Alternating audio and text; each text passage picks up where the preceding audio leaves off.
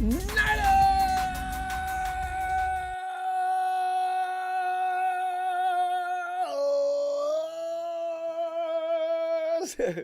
I know it's late. I didn't want to interrupt you. This is a good game here between the Baltimore guys and Cincy. Upset game. Is there going to be two upsets today? Could Baltimore pull this off without Lamar Jackson? No way, right? So I was into it. I was pulling for the Ravens, you know. But here's the thing, fam. This is almost over anyway. Now What one more snap. Ravens got what? Don't miss that, Hundley. There you go. Upsets are fun, but they'd only tie it up right now anyway, unless they went for the extra point, and then you run the risk of losing the game as opposed to going into overtime. Oh, we're not. See, this is why when football season ends, it's like you go through this withdrawal, the shakes and shivers, and it's been a great season. And you know the exclamation point on that great season? Hawks are history.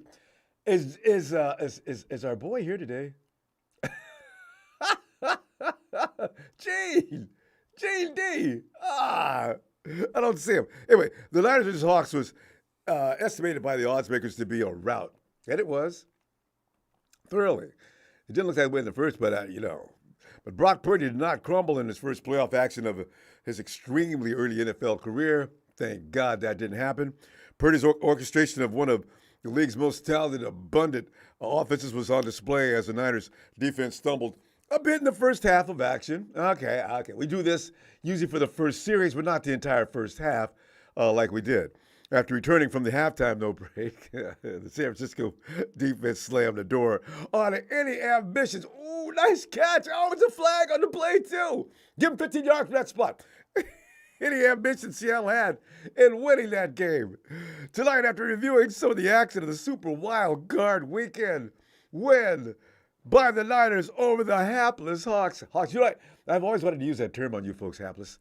Hawks and hapless.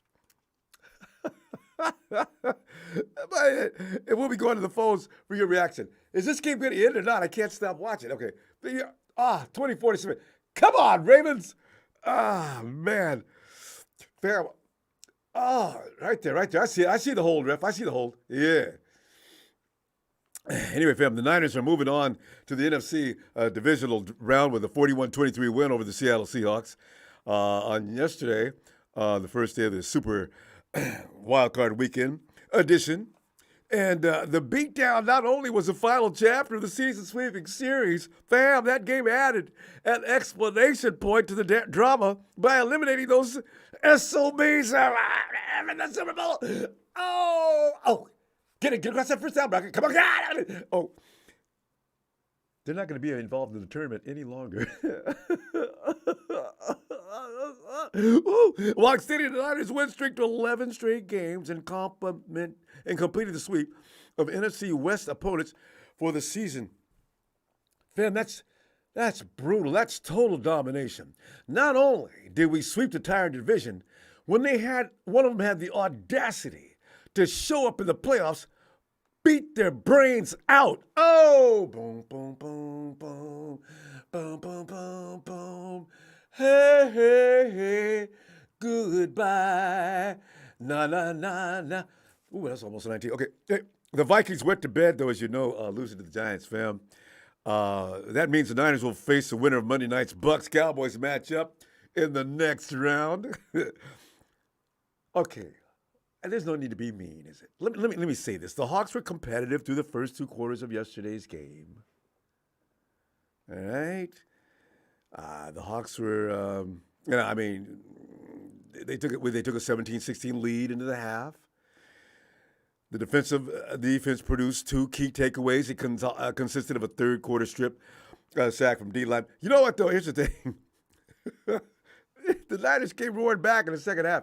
It's like they came back another team, and the Hawks had no idea what was going on. You can tell. The defense produced two key takeaways that consisted of a third-quarter strip sack from D lineman Charles Omenihu, and fourth-quarter INT by, of all people, Mo Lenore. Ooh, they also limited the Hawks' offense to just 6 puny points. while the Niners offensive unit put up 25 to seal the deal. And Mrs. Purdy's baby boy, Brock continues to make history. He just won't stop it. Again, in the wild card game, become the first rookie in franchise history to start and win a postseason game. Take a bow, Brock. Man, you freak me out, man. I just don't get it. What the hell is? What did your mom feed you as a kid? My God. Your 49ers top performance from the wild card weekend, though. Top offensive performer, Deebo Samuel. Wait a minute. And fam, here's the thing. Thank you. A huge thanks and appreciation goes out to Jonathan Abrams. The fool made every last 49er on the offensive unit mad. And what am I saying? It wasn't just the 49ers offense. It was fired up after Jonathan took things way too far. After tackling Deebo in the third quarter, the 41-23 win over the Hawks. That foolish move by Abrams lit a fire under the defense as well. After Abrams pulled and twisted Samuel's ankle enough to wear his body weight, he actually had him lifted up off the grass. Oh, every guy on the offense just seen red. Not just what they were wearing, but they just, oh no, what the, WTF. The guys met the Hawks D between the hash marks when there was a whole lot of pushing and a whole lot of yelling, but no flags were called. Because the refs know that what Abrams just did, they should have called you mother. Okay. After the game, though, Eric Armstead discussed how the play increased the team's sense of urgency on both sides of the ball. Armstead said, quote, "It definitely made us mad. I think it made the whole team mad. Things kind of went bad for them from there. It's a little bit of a karma," unquote. Family, get a chance, if you haven't done it already, go back and check and see some of the things the 49ers said about that. Oh, don't put your hands on us in the wrong way. Hawks, are you crazy? Abrams, what the hell were you thinking? Meanwhile, let's get back to Deebo was the top offensive performer for the showdown, earning an 89.4 overall grade for his 50 snaps, only his second game back from injury. Samuel closed out Saturday with 6 catches for 133 yards and a touchdown through the air, 3 carries for 32 yards on the ground. Mrs. Samuel's baby boy was on fire. Oh, God. 74 of Deebo's receiving yards came on his fourth quarter score. Purdy connected down with Samuel on a short pass play, and he had 66 yards of red hot. They had to use fire extinguisher to put them flames out where Deebo just came from. I've never seen him. Have you ever seen Deebo move that fast going that sideline? I was like, look at this. I thought there was something wrong with his leg. Jesus Christ, is he moving? I couldn't. Woo, that was special. Deebo's 89.4 overall grade is his highest of the year. Deebo and the Hawks, DK Metcalf, put on a show Saturday, according to PFF. Their staff wrote in the game recap, each finished with at least 125 receiving yards, a touchdown, and an 85-plus receiving grade on first review, unquote. But we're not mad at you, Tavares, so don't worry about it. Because you got more trials to come up. I imagine DK is going to be one of the roughest things you had to deal with. So, let's see. Who did we play? Let's see. What's his name? See, because we're going to talk about that in a second, too, but here. Top defensive performer, Charles Omenihu. Remember I told you before the season started, I got a big expectations from Mrs. Omenihu's baby boy. Did I tell you? I told you. Demetrius Flanagan Foles earned the Niners' highest mark on defense, coming away with a 89.7 overall grade. However, his snap count was limited, 18 total defensive snaps. So, wait. Huntley's got the ball. Okay. Mrs. Foles' baby boy was targeted 3 times and allowed 1 catch for 6 yards. That's all he did. He was tight and he was stingy. He's part of one of the linebacking cores that's one of the best in the NFL, and you know this. Jane D, Rudy, Rams, have you guys got anything to compare to the 49ers secondary? Or should I say the 49ers linebacking core? I got guys sitting on the bench can start for your club. Omenihu topped all division performers with largest snap counts, grading out to an 89.5 mark for the 34 snaps of work he did. Omenihu had 2 sacks, a forced fumble, and 3 sacks. And by the way, I remind you, there was that one time when I was sitting there screaming and crying about, I wish they would. Omenihu inches away from grabbing him a handful of Geno. But But Amenahu's third quarter strip sack was the momentum-changing play of the game, and the Niners were able to capitalize on the turnover on the ensuing drive to take a 31-17 lead early into the fourth quarter. Huntley, get up. Don't fall down now. There it goes, deep downfield. Oh, number 3. Oh, it was right there. Why couldn't you just grab it? Oh, look at this dude waving bye-bye as he leaves the field. Well, that's cold. Game over, fam. All right. Anyway, for the Hawks, the rest is history, fam. Hawks, go home and stay home and stay out of the street. When we're rolling down the road, just get up out of the road. You had no business trying to even try. I'm just kidding. Hawks, congratulations on a decent season. You guys sucked from the beginning of the season as far as it looked. I thought you guys were dead meat. And honestly, I got to tell you, that you were even involved in the playoffs this year, actually it's a good thing for the NFC West. Because when you look at the Cardinals and the Rams who stunk I had to bring my, every time you say their name, you got to spray around. They just smell bad. And they'd embarrass the entire division. Especially you Rams, you guys, you won the Super Bowl last year, and now you set a record for getting your butt beat the next year. Well, man, I can't tell you how much I relished all these moments. I was looking forward to this for years. Can talk trash at the end of the season about the Rams and the Hawks both. It doesn't get any better than that. The Cardinals just, as Jalen always says, they're irrelevant. But anyway, fam, fam, your further assessments of this Super Wild Card Weekend win. Look at number 3. What are you looking at, number 3? What are you looking at? Oh, God. And as we'll be watching tomorrow night's contest between them boys versus Brady and the Bucs. Who are you rooting for? Boy, Burrow's nose, they dodged the bullet. Look at him. Whoo! Brady and the Bucs. Who are you rooting for, fam? I'm going to tell you the truth. And like I said, oh, that's how you guys won that game? I didn't even see that play. I'd watched. A couple people on Twitter pushed back to what I was saying. I said, look, I got to tell you guys right now, I'd rather have the Cowboys rather than the Bucs, okay? Because that Bucs, the playoffs is Tom Brady's domain. Later for that, we beat him the first time to death. That doesn't mean diddly squat in the playoffs. Look at the Vikings. The Vikings came in with did they win 12 or 13 games? They won 12 games, I think. So you look at the Vikings, and a 9-winning Giants team came in there and handed them their ass. So don't tell me about records. I don't want to hear it. So I don't want anything to do with Tom Brady. I'm sticking to my guns on that. I don't. Him and what's his name are starting to make better connections. I don't want it. I really hope the Cowboys can beat him. I really do. And for the first time, I'll be rooting for the Cowboys tomorrow night. They're going to let me down just because I want them to win. I know this. Cowboys, you suck. I'm going to tell you that right now before the game even starts. God, you suck. And Ronbo hung up on me last night. What?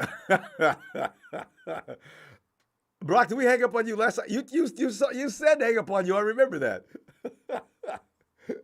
He called too late. Production says you called a little too late. We were here for 3.5 hours. We had to knock it off. I was worn pretty thin. I started turning it into a piece of paper. Let's go down to the land down under. Hey, Ronbo, Tony. wind this window up, brother. Go ahead, roll that window. Oh, Tony's on the road. All right. Tony, we're having fun as we deserve to have in this postseason run. We've done what we haven't been able to do for God knows how long. Not only did we sweep through the division, but we got the pleasure of having the Hawks have the nerve to show up in the wild card game, and that's the second wild card time we beat them in the last 4 years. Tony, I can't get up. Tony, let me stop. I'm overpumped. Tony, any further assessments on that game? And do you want the Cowboys or do you want the Bucs? Question is whether the Brady bunch can beat the Cowboys, eh? The Cowboys haven't won a playoff game. But, I mean, Tony, they haven't won I don't know how many years it's been since the Cowboys have won a playoff game. So, I don't know if they're going to change that trend tomorrow. But go ahead. I think if you compare the quarterbacks, you would have to give Brady An edge. a slight edge over Dak Prescott. I mean, I'd give him more than a slight edge, Tony, over Dak Prescott. Now the rest of the unit, yeah, but Dak Prescott and Tom Brady, they're not in the same room. I mean, if you ask me, my personal opinion, I think Dak Prescott is overrated. You share that with me and thousands of others. You got $40 million to look like he looks this year. Are you kidding me? And I wouldn't mind seeing the Cowboys stadium, the Cowboy fans in the stadium cry one more time. Oh, that's such a wonderful thing. When I think of the Cowboys, I think when the camera panned around to, I think it was Ezekiel Elliott on the sideline when Debo said to Carl, "Give me the ball, Carl. Give me the ball." And as he was going in for the touchdown, the camera panned around to him and he went, "Oh, fuck." And he knew then, right there and then, the game was over. That's why he said it. He just went, that was a beautiful moment in history. I tell you. That's why I'm saying I want the Cowboys. It's like Stephen A. Smith is right. Now, he goes too far with that. But if something's going to go wrong, the Cowboys will make sure it does go wrong in these situations. And, that's why I'd rather have the Cowboys than Tom Brady. He's going to get that team fired up. He's going to get them pumped. The Bucs are going to be playing over their head. Every guy on their team is going to be playing over their head. They're going to start doing weird things. I don't want it. And the other thing is, I believe, anyway, the Cowboys have got to, if you compare our team to the Cowboys team, the Cowboys have got a big ego for mine. That's my opinion anyway. I think they've got this huge ego, whereas our players don't run onto the field with a massive ego. They run onto the field with a mentality that we're going to get this done. Mm-hmm. And no matter how, under what conditions, we've got to get it done. They don't go out there and, you've seen the Seahawks on the sideline at half-time. They were all smiling and high-fiving each other. Yeah, we got this. I saw that. Until they pulled Debo's leg. I mean, Tony, when I saw those guys on the sideline, I was so pissed off. Look at that. They're all laughs and smiles and joking. Pete Carroll's chewing his gum harder than ever. I was so pissed. And that's the version of the Cowboys that I see. They all get cocky and they get real cocky on the sideline and blah blah blah. And it's just like the 49ers are like the Cowboys are like a balloon and the 49ers are like a pin. It's a good analogy. All the air comes out of them, and then they just big sour looks on their faces on the sideline. I love it. See, there's so many teams we have history with, and the Bucs ain't one of them with me. But the Cowboys, they are. The Hawks, they are. The Rams, they have been. This is why playing the Bucs is. I want it. Tony, I don't hate Tom Brady. I really don't. I got a lot of respect for him. He's a Bay Area boy. And I wish him well. I don't want him. I don't want to play him. I just don't. But I think it's going to happen. I don't think anybody does. I don't think anybody does hate Tom Brady, Ronbo. It's just that he's got the ability to clean up areas of his game like interceptions and turnovers and things like that when it comes to the big games. Whereas I believe that Dak Prescott is still susceptible to an INT. Oh, absolutely. In a big, in the big moments. Absolutely. They haven't proven themselves, a shutdown team in playoffs. So I'm not scared of the Cowboys. I can't remember last time. I would throw a caution into the wind against Brady. You can't let your guard down against that guy, no matter what the score is. You know what I mean? He's just a freak. And Tony, heaven forbid, 1 minute and 27 seconds. The 49ers are hanging on by a field goal. Oh, I'm going to pass out because I'm going to know. Okay. And that's I'm when late the getting in freak there. comes out of him. You know what I I mean? know. That's what. Yeah. Tony, we're getting here late tonight. Let me see tomorrow. Oh, no, actually, I'll be back sometime during the course of the week. I'm not sure which day yet, but keep that alert on because I'm looking forward to seeing you. All right. No, no worries. Shout out to Evan and shout out to Ellis. I love that call by Ellis yesterday. No, isn't he great? He had some good ideas there. Always. All right. Tony, being careful All right, out there on brother. that road. Talk to you a little later. All right. No worries, brother. Cheers. Cheers. There goes Tony. Hey, Pablo. Hey, Ronbo, how you doing? Pablo, doing great, man. You know, Pablo, I'm trying to figure out when the last time I had felt this good. I mean, there's some times in my life that I felt great. But Pablo, I got to tell you, right now, it ranks amongst the top 5 at least. Kicking the Hawks' ass all year long, adding an exclamation point at the end of the season by driving them out of the playoffs, and now on our way to the second round of the playoffs, and we look like the best team in the friggin' world. Pablo, give me some feeling about that game. Do you want the Cowboys or do you want Tom Brady? Oh, I definitely want the Cowgirls again, no doubt about it. Just to whoop them again this year, it'll be sweet. I mean, sugar sweet. Yeah. Woo-hoo.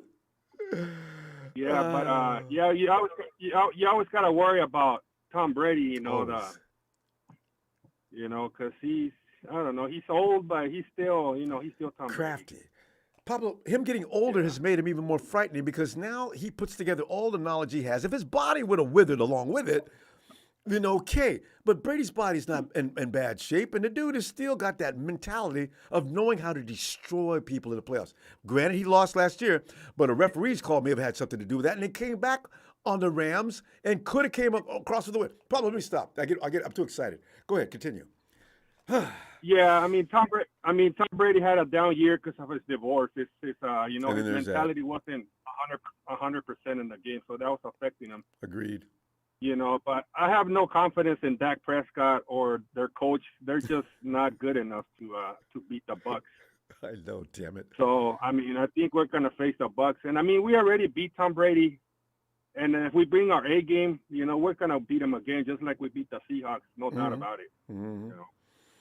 But what I'm really impressed right now is with Brock Purdy. I mean, I can't believe this guy. It's like unbelievable what he's doing. He is straight up storybook. Yep. Yeah, it is. And the NFL is gonna have to ride this way with us to the Super Bowl, and we have to win it because they're gonna make money out of the first rookie in NFL history to win the Super Bowl. So I think the NFL is gonna. Oh, Pablo. They have to ride this because there's gonna be a lot of money on it. And do you know, Pablo? From what you just said. Yeah. New York NFL may be fixing the game right now, even as we speak. Now I know that's unacceptable, but I'll take it. You know why? Because how many games have been fixed against us? That Chiefs game they wrote that and put the final chapter in before we even played that game. Refs were out there manipulating that game the whole time. Now you got, like you just said, Mr. Irrelevant. That already puts him on top of everybody's list as far as writing.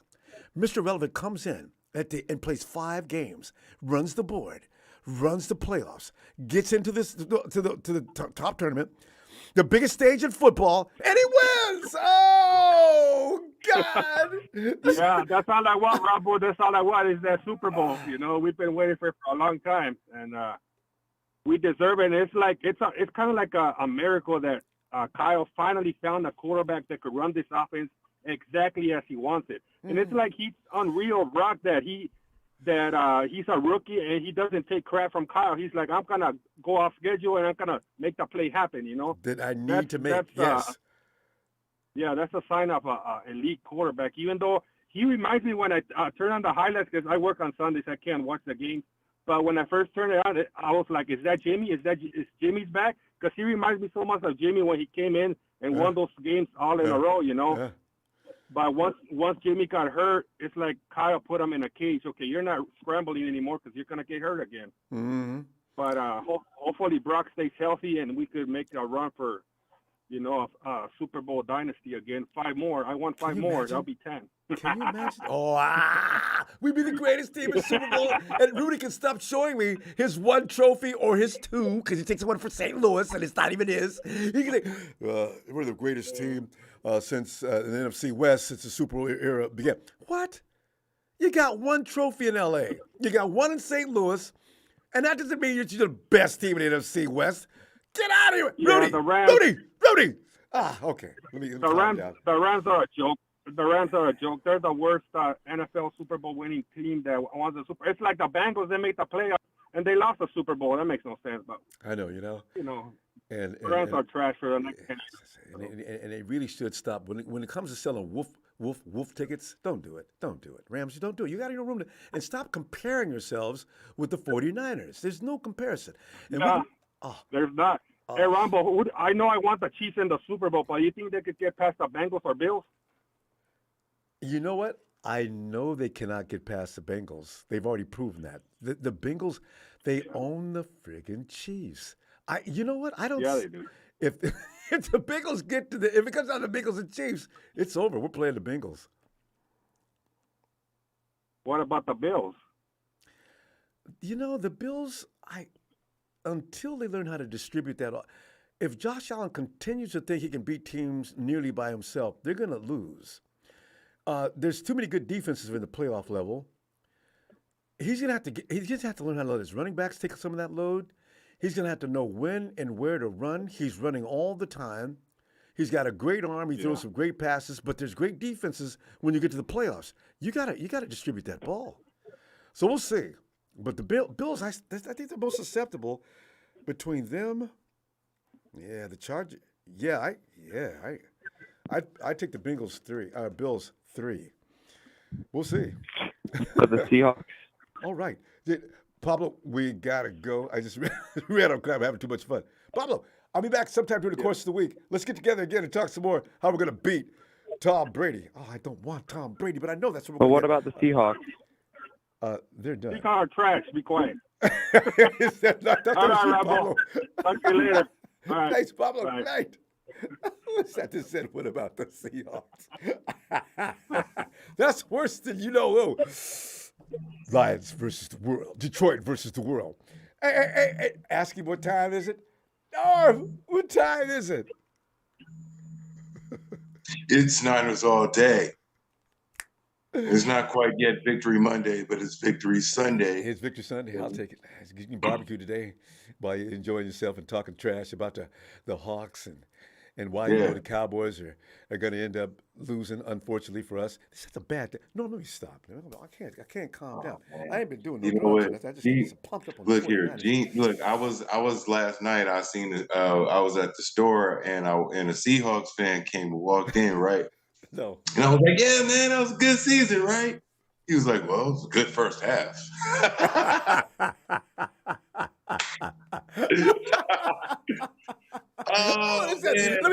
Let me buy you a drink. Let's talk more about this. Listen, you guys been a pain in our ass for years. You didn't deserve that kind of beating, but you lost Russell. Oh God, I don't like the look on his face when he seen me at the store. It was that same face Pete Carroll made. That was my other prediction too. Pete Carroll stopped chewing gum by the 2-minute warning. He had that face. Oh, I love this. Yeah. I can't relish this moment enough.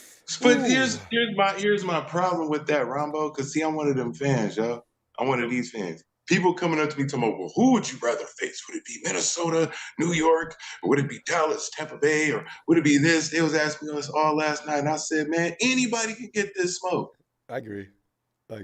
Anybody. Think about it. Now we got a choice between Tampa Bay and Dallas. Are you serious?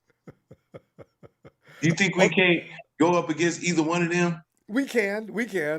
I just like my druthers.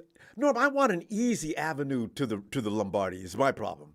I know. I'm cowarding out is what my problem is. I agree. I need to worry. We haven't got a problem. You're capping, Ronbo. You're capping. Might want to turn the hat backwards like Kyle Shanahan does. Turn the cap backwards. Tell you something. Tampa Bay, we already slaughtered them. Okay? Yeah. Dallas's defense is not as better than the Commanders' defense, and we put 37 points on them. True. And you see what happened to Dallas against a top 3 defense, as in the Washington Commanders. See what happened to them. Why are y'all scared to face anybody? So, but because he's legendary, he's storybook. He's a guy that movies are made from.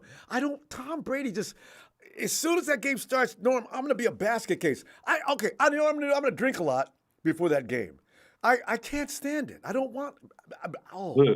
Look, Ronbo, you're gonna have to realize, just like they did on the first game, who the GOAT is and who's gonna be Mr. Irrelevant. Just the same as it was last time. I have faith in them. Please. I agree. But I understand why y'all say that. Tom Brady's the GOAT. We know that. He is the GOAT. He's from Santa Clara. He can come back home and do the same thing. Come back home and give us a route to the NFC Championship. Or Dallas can come over here, do the same thing they did in Washington. I'm not scared of none of that, bro. This team is too. You got Debo, healthy Christian. You got everybody doing their job. And you know what? Don't ever. Whoever the next team is, don't piss Debo off. Oh, do piss Debo off. Yeah. That's what I want to see that again. Yeah, you might do it. Because every time, look, Ronbo, remember when Steve Young got roughed up by Chicago in '94? Yes. And what did that turn into? A Super Bowl fiasco. Yeah. A Super Bowl. That's what it turned guys into. It turned into slapping Chicago. Then Dallas came in and we were still mad. We slapped them around. Then we went on Super Bowl and San Diego was like the backhand was just already in the face before they even stepped in the stadium. That's how we piss us off. Keep doing it. But too late. Somebody already did it. It's over now. It's over for Norm, anybody here's the else. question. Norm, you thinking about attending? What game are you thinking about attending next week's game? I would. Let me think. Here's the I would question. love to. Here's the question: which tickets are going to be more expensive? Tampa Bay coming to town or them boys? Dallas for surely. That's a long time rivalry. Yeah, man. Dallas versus Frisco again at Levi's Stadium. You know what I'm saying? For a playoff run. Bro, they finna sell out. Bro, they finna sell tickets selling against Dallas against San Fran. That's the biggest rivalry. True. I agree with that. I'm just wondering, as the marketing people are sitting up there trying to make a decision on the tone of this price, what are they going to be thinking? Guys, if Brady comes in, your minimum ticket for this game is going to be, let's say let's give it $700. Your top ticket goes up to $2,500. I can see it now, you guys. Oh, yeah. If it wasn't for a popular division round on Sunday, it's gonna go down. Yeah, we'll see. Man, and well, I mean, I take it back though because Tom Brady could sell, and it is Tom Brady. But at the same time, that big long time rivalry versus San Fran and Dallas is the reason why I say that those tickets will probably sell more. I agree. I wouldn't argue. Fam, let's go ahead and let you finish up your Sunday. As much of it is left. Yeah. And Norm, I'll see you later on in the week. I'm not sure which time we'll come back in, but it's going to be soon. All right, man. And that's all I got to say. Shout out to all the Empire guys, man. Y'all keep celebrating and enjoying this week, man, because the next week, we're going to see who else we got to face. And there's no reason to worry about who we face because we're going to always slap them in the face. And that's all I got to say. There you go. And it's Niners all day. Norm, great night, fam.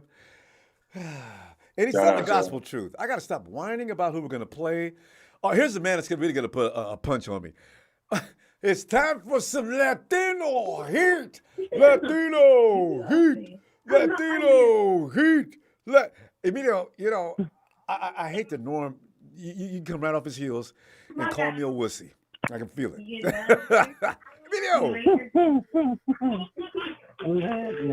Emilio. Man, I had no. You know what? I got to tell you though, Emilio, and Norm too.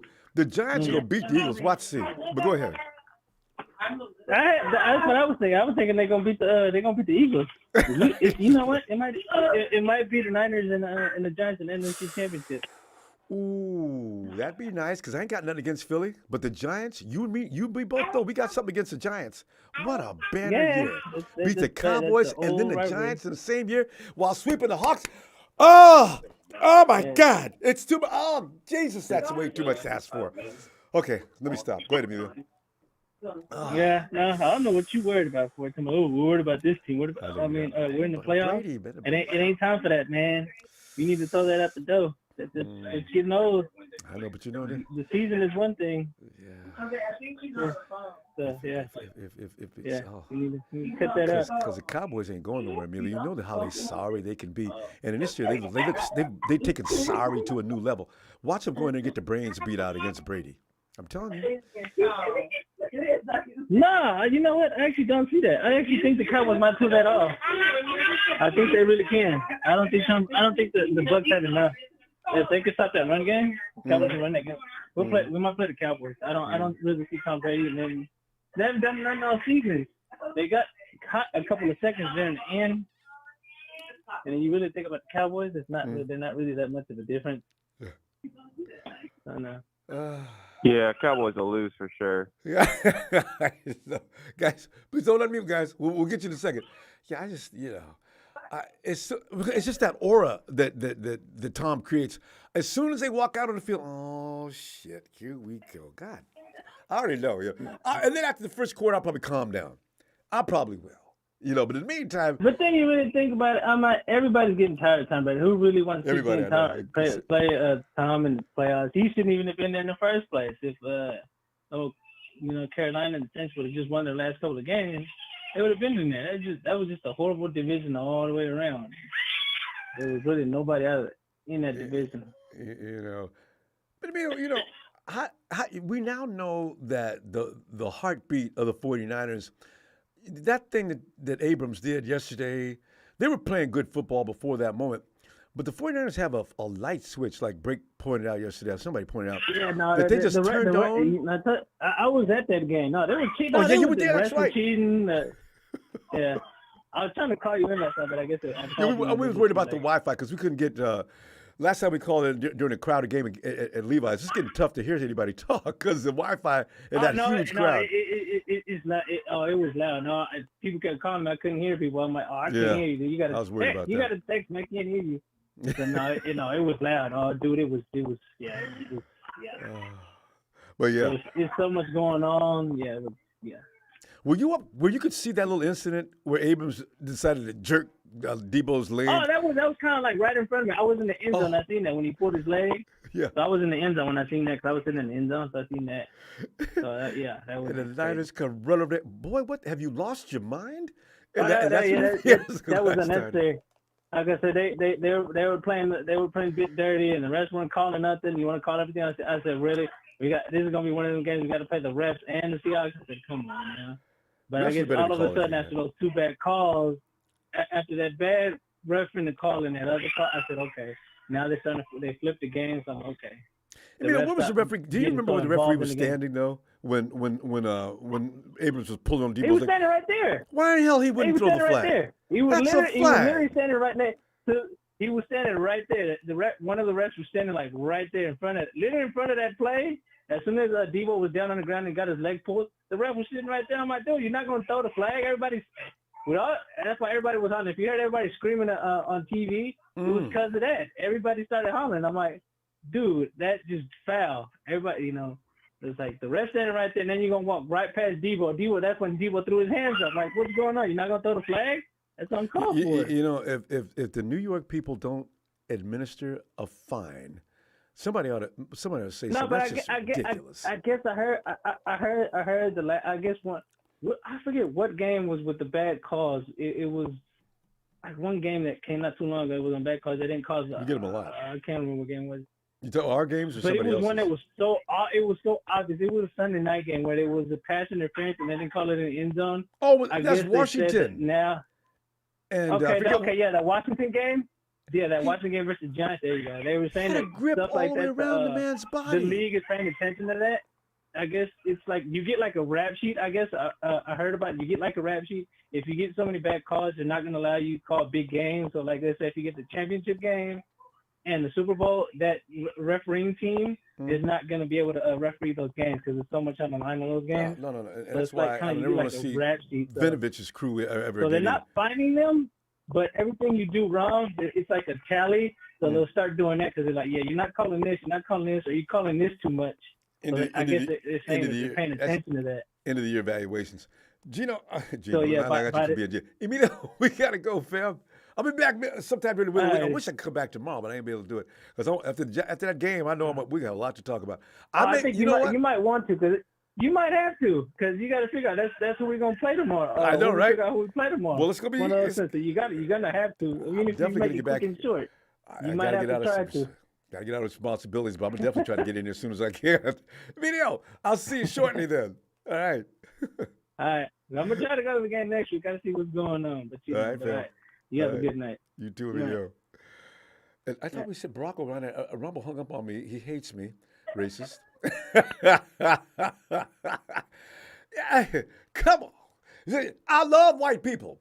Hey, Barack. Is Barack a white people? I don't remember his.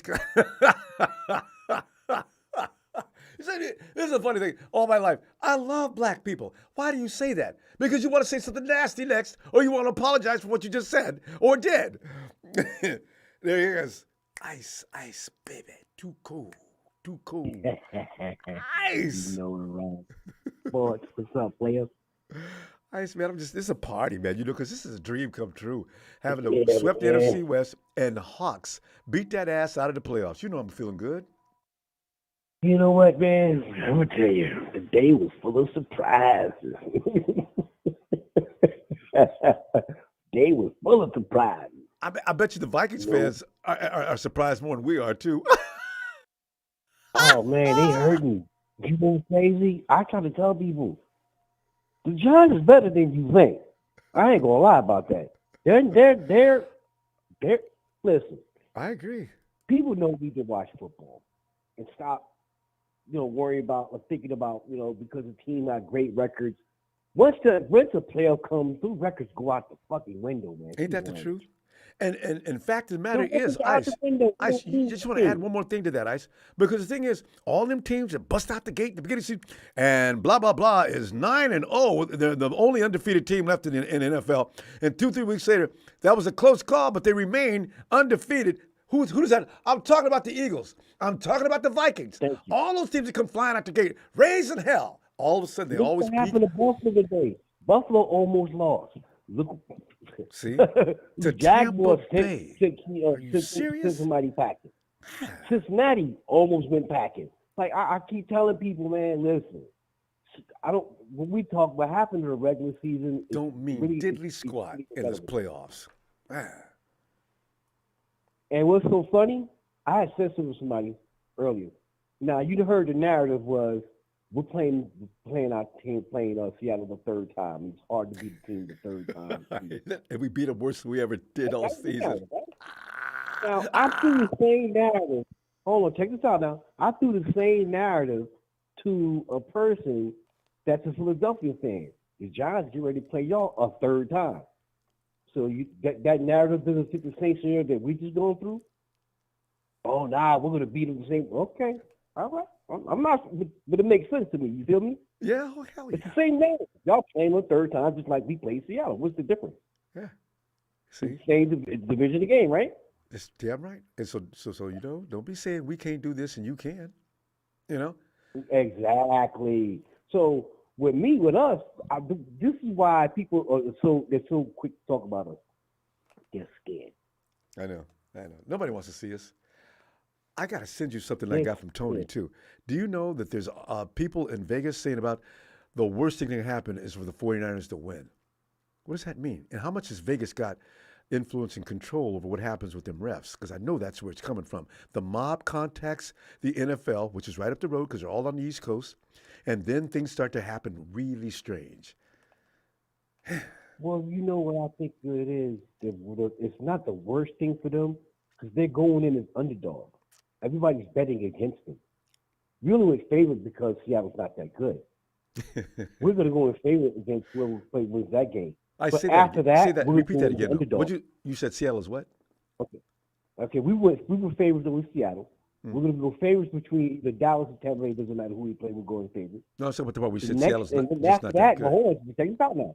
Yeah, and then after that, we'll be considered underdogs because Philly has the best record. And if we go beat them and go to the Super Bowl, we're still going to be underdogs, especially if it's Kansas City.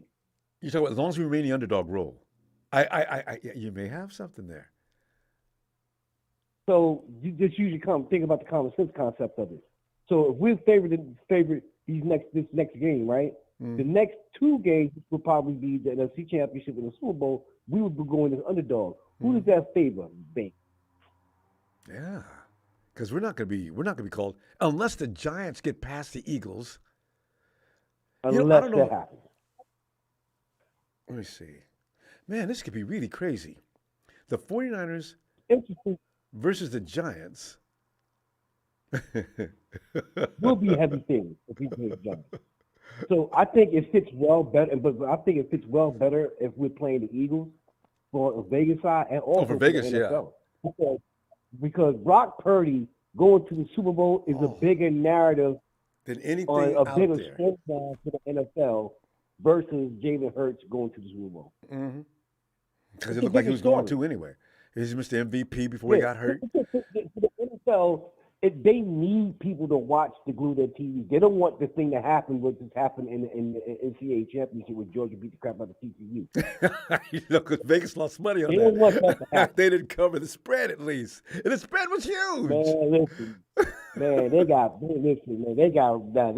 raped.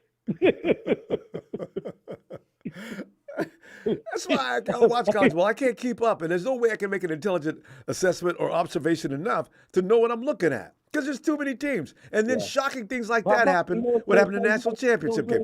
Beat the brakes off of TCU. Before we go, this is the crazy thing about right now. I only concern, I don't really have too many concerns, but there's just little things on defense we need to clean up a little bit, be a little bit more disciplined. Oh, yeah. I would like to see that. We are disciplined in the second half, but I want us to play the same way we play the second half. We need to play the first half the same way. We never do that. That's the only that can be. We But come if you out. play the second, I get it. I get the second half. You got to turn up. I understand that. But we need to play the first half, or at least half of the first half, the same way we play our second half. I should sound like You know what I mean? you're unhappy with some of the performances you've seen. Well, you know what? I'd rather be unhappy with some of the performances than too happy with the bigger performances. There you go. Because the unhappy part is the part that we really need for the next round. And I agree. All right, so we got to go, and I'm going to be looking for you later on in the All right, week. man. Good talking to you, man. Let's Always. find out what happens tomorrow in Happy Land with Tampa Bay and Dallas. Who shows up, the invisible Dak Prescott or the criminal golden arm of Tom Brady? We're going to find out. Give my best to All Nita. right, later, bro. Later, fam. Later. All right. Isaiah, don't play like you're not a Hawks fan. It's too late. We already know you're a Hawks fan. Now he's trying to claim he's not a Hawks fan. I don't blame you, but, ain't nobody buying it. Jalen, get in here. Jalen. Huh? Oh. Oscar Ladner says, we beat Seahawks on a Sunday, a Thursday. Oh, my God. That is a hat trick, ain't it? 3 times to begin with on every day of the football world. Of the NFL football world. Ronbo, can you hear me? I can hear you now. Yeah, go ahead. You can hear me loud and clear, just making Loud sure. and clear, because I don't want to miss this. Go ahead. Man, god damn it. Cardinals, y'all are relevant. Rams, y'all are bitch. Seahawks couldn't run the ball or pass the ball, and now they ain't going to be doing shit. Ronbo, how you doing today? I don't know if I could be any better. Faithful, I told y'all. And Chris Hansen, every time I get in the comment, every time I get on the call, you got some shit to say. I'm aware that we're not the NFC North. I'm aware that we're not the NFC North. I'm saying that we're the new NFC North because all the other teams in our division are shit and they can't compete with us. So maybe the next time you try to say that I need to learn about our team or I don't know about our team, make sure you actually listening to the call instead of trying to be a troll in the comment section. But anyway, Ronbo, we are the new NFC North. The rest of the teams are ass. The Giants just pulled off a huge upset, so they're going to go to Philly and probably beat the Eagles because the Eagles are not going to take them serious. So we're going to play them in the NFC Championship. That's how it's going to be. That's how it's going to be. Because if you think that you think Lightning finna strike twice and you finna have 2 teams beat a team three times in a row in a year, that's not happening. That's not happening. Mm-hmm. I don't see it happening. We did it. But the thing is, the Giants, I don't know what was wrong with them that first time, second time. But I think the Giants, all you got to do is run against Eagles, fam. Jalen, they don't like people running. And Saquon said, I didn't know they didn't like nobody running. I'll know what to do next time. I don't know what they did that. I got to watch those games, though. But go ahead. Man, I think that they could have beat them if they would have played they started. They didn't play. They started that last game. And I'm pretty sure the Eagles did. Yeah, they didn't play their starters last that week. week 18 game. I was thinking about earlier in the season when they played their first game. How come the Giants lost, right? The first time they lost pretty bad. They lost pretty bad, yeah. Yeah. But they didn't. They held their own the second game. That's made me think, man. I think the Giants can mess around and get them. Yeah. I think they could get them for real. I mean, that's a divisional game, Ronbo. They'll know how to play them. Mm-hmm. That's two games you already done played against them. That's right. Oh, and they went out and got Ndamukong Suh in the Eagle Land just because they were struggling against the run. Who runs more than Saquon Barkley? If the Giants keep him healthy and get him the ball, and the way Daniel Jones was playing today, if Daniel Jones is going to take off and run like that all game long, the Eagles hate that. I can't wait to see that game as well. Oh, yeah. Kayvon Thibodeau, he's pretty good. Jalen Hurts, we don't know if he just completely 100% yet. He could be playing like Jimmy was. He could be playing through an injury. We never know. You know, absolutely. We never and know. Not telling anybody nothing. Yep, we could never know. You know, quarterbacks usually say that they injured after the season. He could be playing with a strained shoulder. He took 2 weeks off. That's all I need to know. If it was hurt, if it was just a minor injury, you don't need to take 2 weeks off. Yeah, not 2 weeks. Yeah, someone right. But man, Ronbo, I was a little worried at first. That first half, I'm not gonna lie, I was like, man, this game. Me and my friend was talking about this is gonna come to be a game to where it comes down to who gets the ball last. Because Seattle, they were running hard. Like they were running hard. DK kept moving the chain. Travarius lost his confidence because if you notice, he stopped bailing, or he stopped bailing. He stopped pressing DK. He started bailing. Travarius started losing confidence. Their plan was working. I mean, spread us out on defense and try to put the bum rush on a rookie quarterback. But it failed. They had it going for a minute, though. Yeah. Yeah. It's like soon as Abram twisted his ankle, man, it's like often we boy, it's like, man, all right, y'all, this how y'all want to play it? This how y'all all of a sudden, went back to street football with your boys on the block. Now, what the hell did you do? The Seahawks couldn't do a damn thing. If Brock Purdy, big cock Brock, the Seahawks are the Seahawks, a bunch of idiots. That's what they is, and they fans. Fuck them, man. They water they got in their state. All that rain, they losers. Ain't nobody worried about them. Yeah, I feel real good, confidently talking shit about these teams now. Ronbo, what the hell are they gonna say? What they gonna say? There's nothing they can't say. They can try. Gene D comes in with this weak stuff he throws in, and Tommy Testosterone and Joseph Smiley. I haven't seen them all season. Gene D, it was 2013 last time y'all did something. That was 10 years ago, my brother. 10 years ago. Y'all ain't done shit since. Rams, did you see Isaiah in team? Isaiah pretending like he's not a Hawks fan. He wouldn't deny it all year long until now. You guys, y'all think I'm a Hawks fan? Yeah, you are. Boy, Rams, Ronbo, I told you the Rams are a brochure team. You go there, man. You go there, get a Super Bowl and leave. You there for a good time, not a long time. That's a brochure team. It is what it is. Yeah, man. Then the Cardinals, they just, I don't know what. I feel sorry for them. Yeah, I really do, Ronbo. I'm not gonna lie. I feel bad for them. They really are. They was. And I'm gonna be honest with you. I thought they was gonna be the team that was able to compete with us because they were so young. And it turns out they was the one to blue chip names. Look at all them superstars they had. Oh yeah, Marquise Brown, boy. JJ, just a bunch of. You got man. Hey, I ain't complaining.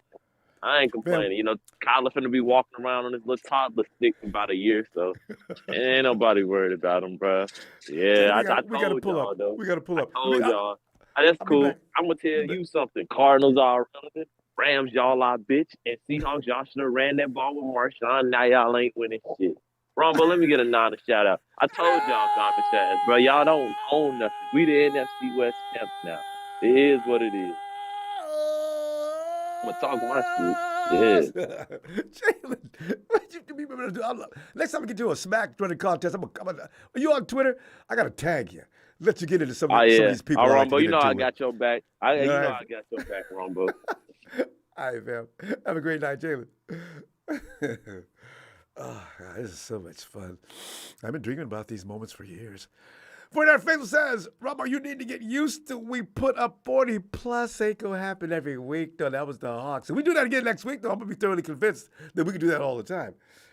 Casey out in Reno way, across from Niner Empire headquarters. Come on in here, Casey. We're listening. Go for it. It's the Hawks. Let me stop because I write a whole song here. I need my little piano. Casey, man, did you anything else you want to add further to the assessments and joy and fun we had? I don't know why the Hawks are avoiding us today, though. Casey, Isaiah, one of the Hawks fans, is now denying the fact that he's a Hawks fan, which is very comical at this point that he would say that. Come on, Isaiah, you're still a Hawks fan. I don't care unless you tell us who you really are. Then who's your team, Isaiah? Casey, let me stop. I'm out of control today. Case, and would you rather have the Bucs or the Cowboys after tomorrow night? Well, thank you for that intro, Ronbo. if it isn't the Reverend Ronbo, happy Sunday. Yeah, I don't care who we play, man. I think they're the best team left. That's crazy that the Giants beat the Vikings today. It's not really. I expected more from Minnesota. And I guess Minnesota is like that. So I mean, they got all the people in the world you need to. You got Thielen, you got Yeah, Jefferson. the Vikings. What do you need to win? What are you guys doing? That's the Giants. Go ahead, Go ahead. Yeah. But I mean, shoot, Ronbo, what else is there to say? I mean, the Niners have all the pieces of the puzzle right now. They just got to go out there and execute. Debo, McCaffrey, Ayuk, Elijah Mitchell. I got the child prodigy named Brock Purdy. Damn, I'm so delighted with this team. I don't know what to do. Oh my God, we're tough. Yeah, man. It's a great time to be a 49er fan. Well, he means every day is a good time to be a 49er fan, but especially the lights are bright right now than they are usually. They're always bright.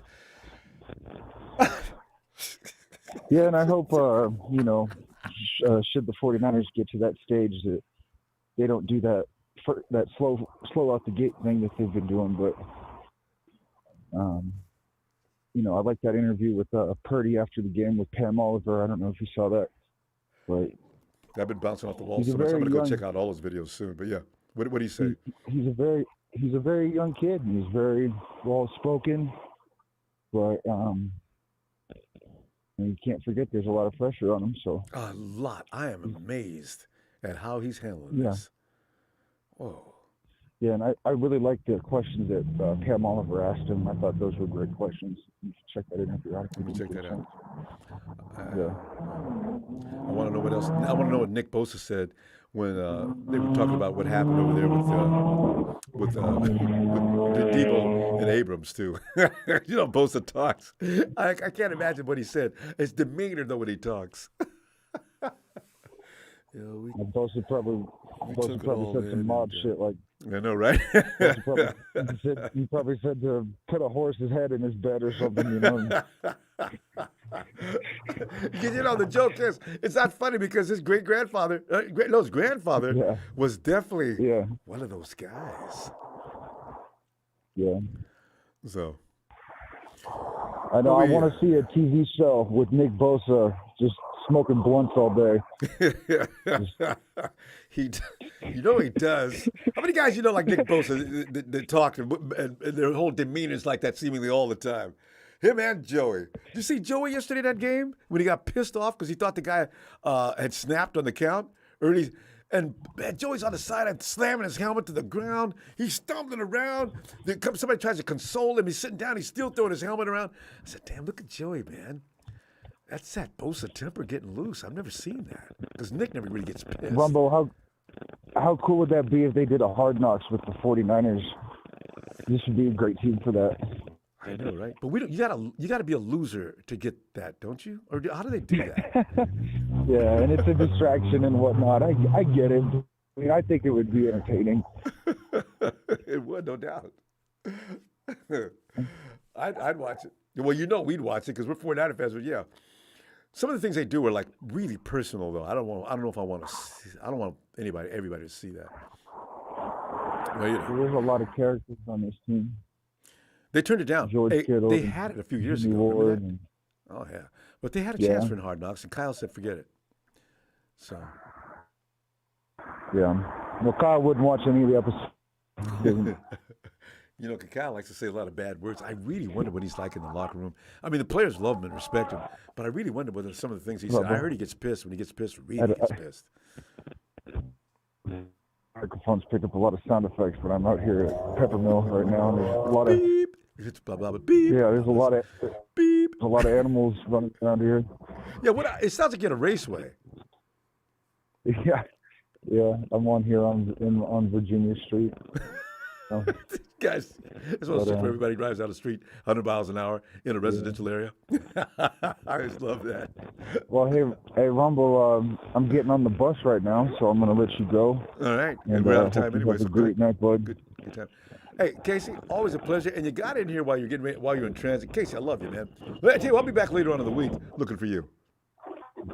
I would another installment of the. So. And you need to be sanctified. You take care, boy. You do, Casey. Good night. Of the team of what's happening now. Get your groove on, get your groove on. 97B, hey, Tom, don't spoil Dak's annual Disney cruise vacation. Every after first round of the playoffs, the reservation is non-refundable. Non-refundable. Fam, I'm telling you what, I can't wait to see that game. I cannot wait to see if the Cowboys can pull this.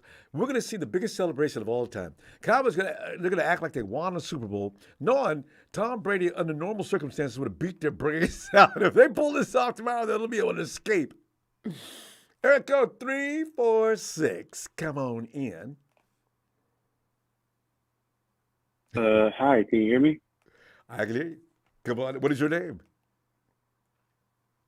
Well, Ronbo, I go by the name of Kevin Stewart.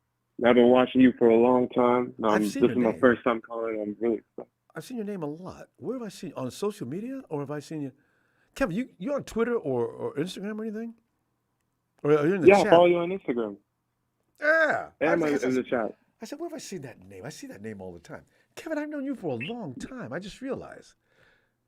Hey. Yeah, I finally mustered up the courage to get on here, you know? I didn't take courage. Come on, Kevin, we've known each other too long. You should feel perfectly relaxed calling it here. What are you doing? I remember years ago, I haven't saw you in a long time.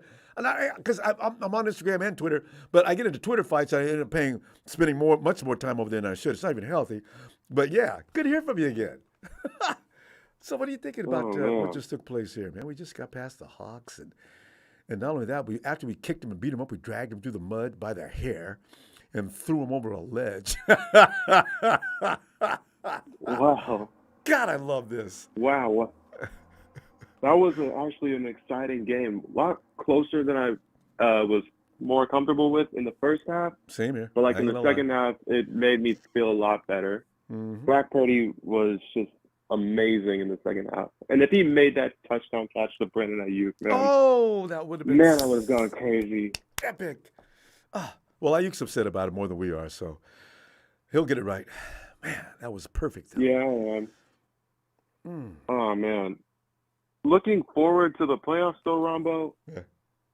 I can't bet against Tom Brady this early in the playoffs, so I have the Bucs winning, but I would love to beat the Cowboys back-to-back years in a row. I know, right? And have your cake does and eat sound it like too. An easier message. I agree. Yeah. Yeah, it does sound like an easier matchup.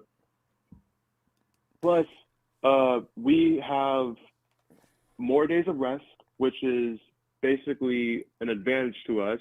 And we get the last game on divisional weekend. Mm-hmm. Which is fitting. It is. You know, the thing is, fam, I don't, Brady a second time, he's going to come in with mud in his eye on this game. I don't know an extremely motivated Tom Brady. That's going to be a hard-fought battle. We're going to be, how your nerves were killing you in the first half against the Hawks yesterday, like mine were? We're going to have to go through four quarters of that. Sure. The 49ers are going to be good. They're not gonna embarrass us, but we're gonna be sitting there hoping they're gonna win all the way into the fourth quarter. I know that's gonna be a fourth quarter game. I don't want to endure another fourth quarter game. The Cowboys, well, we went to a fourth quarter game with them last year, but I just don't want to. Anyway, go ahead. I'm sorry.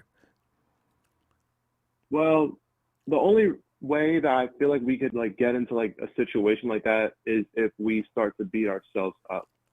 And I feel like the turnover yesterday with the fumble on Geno Smith, that the momentum shifted like a bunch, because the defense has been pretty sus like the past few weeks. Oh, I'm just hoping that they can get it together. Before this next week, because like we're not going to be facing a quarterback like Geno Smith anymore in this playoff. For the rest, it's just going to be like great offenses. Kidding. Geno was good, wasn't he? Geno is good, and he's a great story. He's a great story going into the Pro Bowl. He was okay in the first half. The second half, he fell apart, though. Yeah, because at the end of the day, he's Geno Smith. Am I right? Absolutely. Oh, man. But he says, they wrote me off, but I didn't write back. And somebody said at the end of the game, hey, Geno, you going to write that note back now? I guess we wrote it for him, Signed, Geno Smith. Oh, man, it felt so good. I can't tell you how much it felt so good. Finally beating the Hawks in the playoffs. Man. After beating them watching all that season, as a kid. Yeah, watching that as a kid in the NFC Championship 2014, that broke my heart, man. How many heartbreaks have we had behind that team? I mean, they're endless. The Hawks can still laugh about that for a little while longer. They may be able to do that for another couple of seasons. But you know what? On this particular day and time, they cannot. They cannot. Nothing can ever take that away from us. And if we win the Super Bowl this year, they're going to hear about it for a long time. Just like we had to hear about every time they won a game. You guys still talk about those dusty old trophies you got back and what? Guys. Exactly. Lombardi's don't. I take 5. They don't get old. Yeah, Lombardi's they vintage. You guys don't have anything in your trophy cellar cooling. So shut up. God. Exactly. I take 5 Super Bowls that I wasn't even alive to witness than 2 measly ones like the Rams have. Mm-hmm. And one of them was in St. Louis, I imagine, before you were. How old are you? I'm 18, sir. Oh, so you didn't even see that St. Louis trophy. So, No, you've seen my dad one. Did. You don't even say 2. Don't say 2. You've seen one, and that one they're claiming. Rudy's claiming out of St. Louis. That's not even his. That was the Rams team that vacated the premises in beautiful downtown L.A. and the Coliseum, and they went to St. Louis because they got sick of L.A. So, Rudy, give me a break. Mm-hmm. That's not your team. It's not. It's forever St. Louis's team. St. Louis deserved for the Rams to stay. I don't know why they moved them back to L.A. when they have no fans. Money. The league wanted. The Rams don't. They really don't. You guys show no love in L.A. The Rams wanted. I mean, the NFL wanted the Rams back in L.A. because it's what is it? The second. The Rams is the third largest, second largest. Are they number one? The Rams is the largest market in America, I think. Potentially behind the Cowboys, I think. No, as far as market size goes, I think L.A. is it. Oh. Well, yeah, for sure. Yeah, Dallas draws the fans, but L.A. See, the problem with L.A. is they've got too many things to do. So that's why, only the faithful fans like the 49er fans, we occupy their stadium every time we play them. They got a percentage of Rams fans, very small, and we take up the rest of the seats. Rudy, don't argue with me, because you know what? Next time you come to Twitter, show me those facts or those pages. I'll let you know right now. Most of your attendance is mostly about other teams. He knows it. Oh, my God, he makes me – bam. Don't be a stranger. Your first name is Kenneth, right? Kevin, I'm sorry. Kevin Stewart. It's all right. Because Kevin, let me tell you what. I'm gonna see you later on in the week. Don't be a stranger now that you got back on the phone, as it took you a while to get in here. Oh, of course. All right. Oh, all right, Kev. Before I go, you go ahead. before I go, I would like to say that, like, even though we haven't seen what's going to happen on Monday night yet, I can confidently say that we look like the best team in the playoffs, not named the Chiefs. Say it loud. And maybe even better. We got to see him one more time. They got to say Simon. I want to see that one more time. All right, Kevin. Appreciate you, fam. Talk to you later. All right, Mike. Thank you, man. Night, Kevin. And it's time. Boom. Joey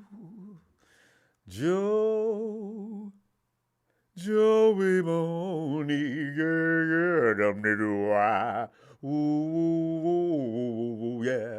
Joey Boney. Hey, Joey, get in here and let's continue to beat it. No, Joey, we've went through the years of the Hawks together. All my people that have been with me, and we've been together for a long time, this is our shining hour. You know, to look at them friggin' Hawks and say anything we want to about them because they suck. Joey, does that feel good? Absolutely. It feels so good. Oh, man. Rumble. It feels too good, baby. It feels too good, okay? Listen. I can't tell you how many times I sat on my couch and was like, fuck the Hawks, man. And that's all we could do. Say bad things to them. But still they're walking away smiling, eating turkey on our logo. Eating turkey on our logo. Oh, that's just no respect. And we couldn't do a damn thing about it. Yeah, we signed that player to our team, though, Rumbo. I'm just saying. You know. Anyways. That's another story. I actually learned to love him after a while. I know, it's strange. Yeah, I know. But I will say this, Rumbo. It's a beautiful thing to beat them 3 times. It sucks, though, in one way, though. I wish it was Russell Wilson, so we could have had the pleasure of finally getting Russell Wilson, but he wasn't there. We'll get him next year. But we should have got him this year while he was in Denver. Damn it. You know what was about 10 years in the making, Ronbo? What's that? Is when Geno fumbled and the camera went to Pete Carroll and he had that look on his face, bro, where he was like, oh. You know, like, because he knew the lights were going out. I couldn't stop laughing, bro. But man. Carol's great for those moments. I gotta go look for those. Beautiful. I gotta post some of those up on social media. Yeah. The Pete Carroll look after total disappointment. Right. What? This ain't 2012? What? Oh, I loved it. No more gum for the rest of that half. Actually. Oh no, it fell out of his mouth, and it only took 10 years, and it just whoop, Yeah, it was a beautiful thing, Ronbo. Man, what a game! What a game, huh? Brock Purdy. Can we not say enough good things about Brock Purdy? This kid. Oh my God! We're just beginning to. You know what? He's going to get 5 games, 6 games. What's he going to look like midway through the season next year? Brock Purdy is weirdly good. It's scary. 22, 23, whatever. It doesn't matter. He's. I don't know what he's going to look like in the future, but he's got starting off like wow. What weeks? Whoa. Yeah, a couple callers ago mentioned it, and I got to mention it too, man. But that play he had was kind of Russell Wilson-esque in a way, kind of Pat Mahomes. Ran around and threw Brandon Ayuk. Ran to the left, went all the way back to the right. He pumped fake once, let the DB go kind of by him, fired it back corner of the end zone, perfect spot. And that ball's out. Ayuk drops the ball. Oh no, Brandon! Oh, man.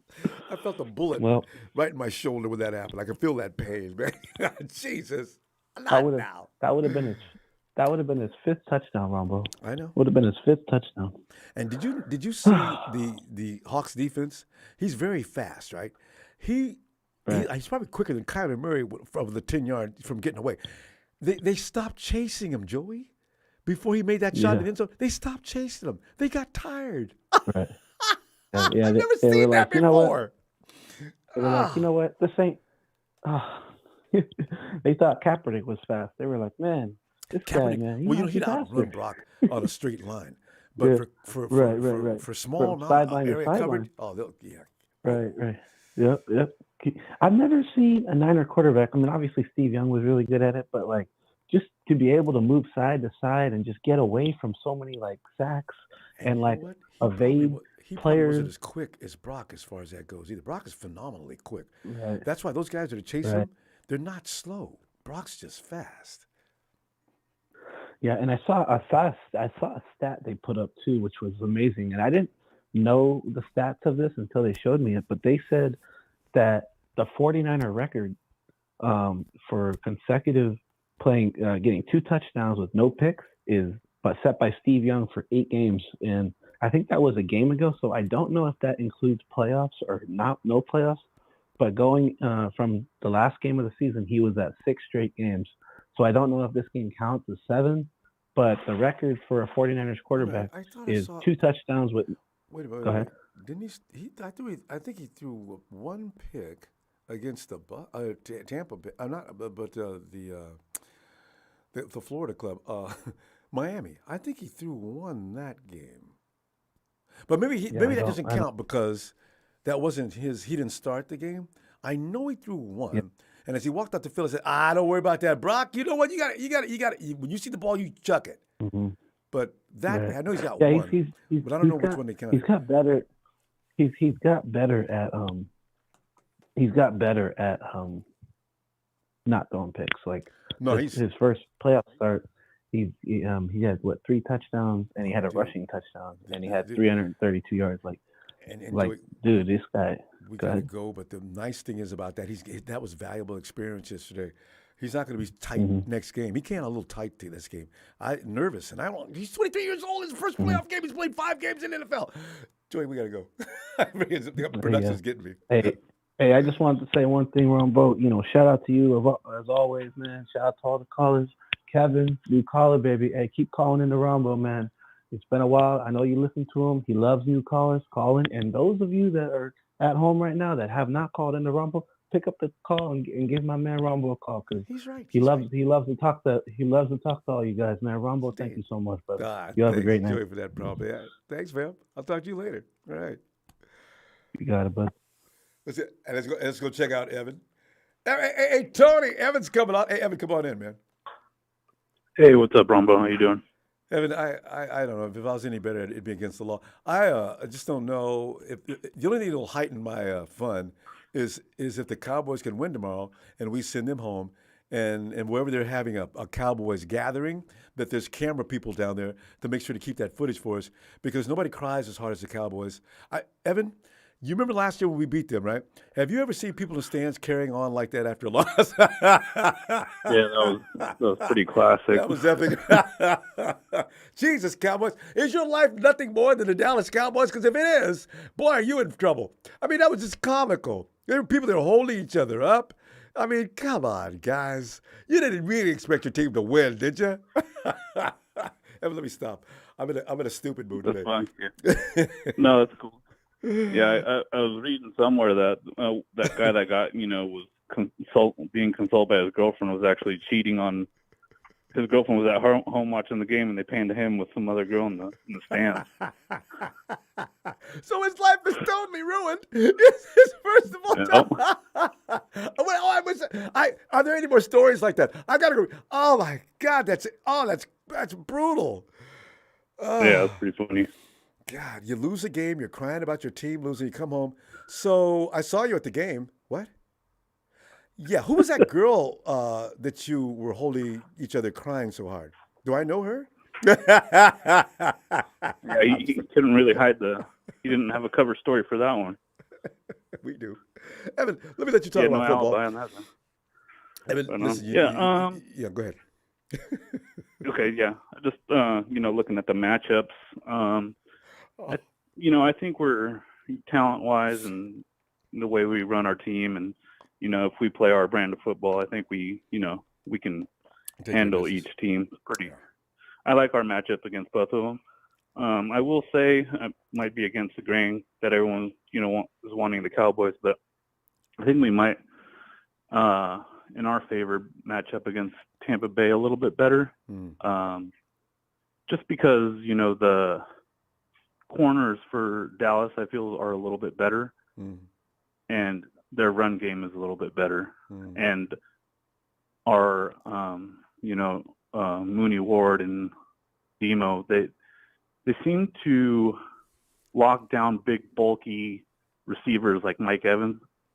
They seem to handle them a little bit better than the little fast twitch, Cooper Kupps and your, Tyler Lockett type of players. I know they locked Lockett down last night. Coming out of slot is not where they're going to send anybody because Jimmy Ward's over there. I got to tell you, though, big, bulky receivers, DK did pretty well yesterday. It just depends on the speed, though. You got a good point there because DK's fast as hell, right? Lamb's a good receiver, They got some talent over. Yeah, they do. I don't think Chavarri is going to have trouble with Lamb like he does DK, though. And Demo, Evan, Demo, doesn't he look a little better all the time? He has his moments, but every cornerback seems to. But Demo seemed to be amplified a little bit more. But I think he's getting better and better. Yeah, I mean, he's always there. It's just, making the play. Everyone was killing him, over the Raiders game. But if you go back and actually watch it, he was right there in the right spot.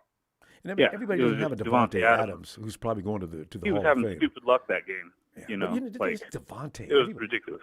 He smokes everybody though. There's no corner in the league that Devontae's not working him.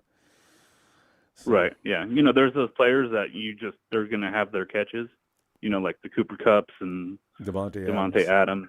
They're going to get their touches. It's just Stephon Diggs, Deebo Samuel, Christian McCaffrey. You can only contain them. You can't stop. You got try two. to contain them. And you got two of those names. This is why I'm thinking right now. I'm getting confident because there's no force in the NFL that's going to stop both Deebo and McCaffrey. It just doesn't exist. There's nothing a team can do. And then George Kittle standing there too, not doing anything. And I got Elijah Mitchell who just had an off day yesterday. Oh, I don't see a defense stopping this anymore. I love it. Yeah, our offense is incredible. It's pretty exciting to, have that feeling of, not worrying about only scoring 17 points and then having to you hope the defense holds off. Now we have the confidence that we can score, 30 plus a game. Oh, I told people if you watch all first got here, as soon as he gets comfortable at home, now the 49ers will become invincible. Sure enough, it's coming into fruition. Yeah, and a lot of the games this weekend, they were in the mid-20s, low 30s. So, I mean, we can – and our defense, I feel, is better than all the defenses I watched play today. So, Yeah, the Ravens are pretty tough, but they just now got that way. Yeah, I'd say we would have the best. I don't know if the Eagles are going to look – we'll wait till see tomorrow. I want to see the Eagles play. They can't stop the run. Yeah, they can't stop the run. And, I feel like Jalen's, like one of your earlier callers said, I think he's hurt. They're just, hiding it till after the season to reveal what's wrong with him because there's got to be something. There is. There's no way he's fully healthy. He took off 2 weeks. It hurt that bad? Yeah, the fact that they risked him against the Giants to get to secure the number 1 seed says a lot. Excellent point. Evan, look, our clock ran. Evan, I'll see you later on in the week. I can't wait till after tomorrow's game. I'm going to try to, if I can get in tomorrow, I can. I don't think I'll be able to, but, I can't wait till Wednesday or Tuesday. Wednesday, yeah. You know what? Yeah, sometime between now and Friday. Okay. Right, sounds good. Let me shout out Tony in Australia, Ellis, you in production, and all the Niner fans and that chime in. Thanks, Evan. Talk to you later, fam. Appreciate you. Yep. Have a good night, Ronbo. You too. Thanks. Oh, lock them up, says Abram does the MMA stuff in the first quarter. It wasn't ankle lock. And we spanked them by 60. They got off lucky, not scared of anyone, and CMC equals Super Bowl MVP. Let's rock and roll, Ronbo.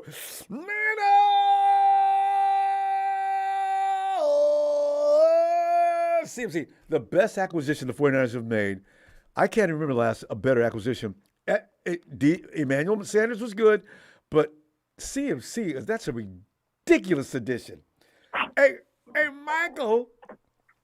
Hey, Ronbo, how are you? Michael, I need to ask you the same thing, but I can tell you what, Measure. If you put it on a measuring scale, I'm off the meter feeling good. Michael, man, we're sitting in the driver's seat of one of the most fantastic and weird seasons of all time. Michael, That's did right. you want to add anything more to what you were talking about as far as that game? Did you miss anything you want to add today? Oh, yeah. I predict over my friend told me that Jacksonville was going to win. He was thinking San Diego. I won that game.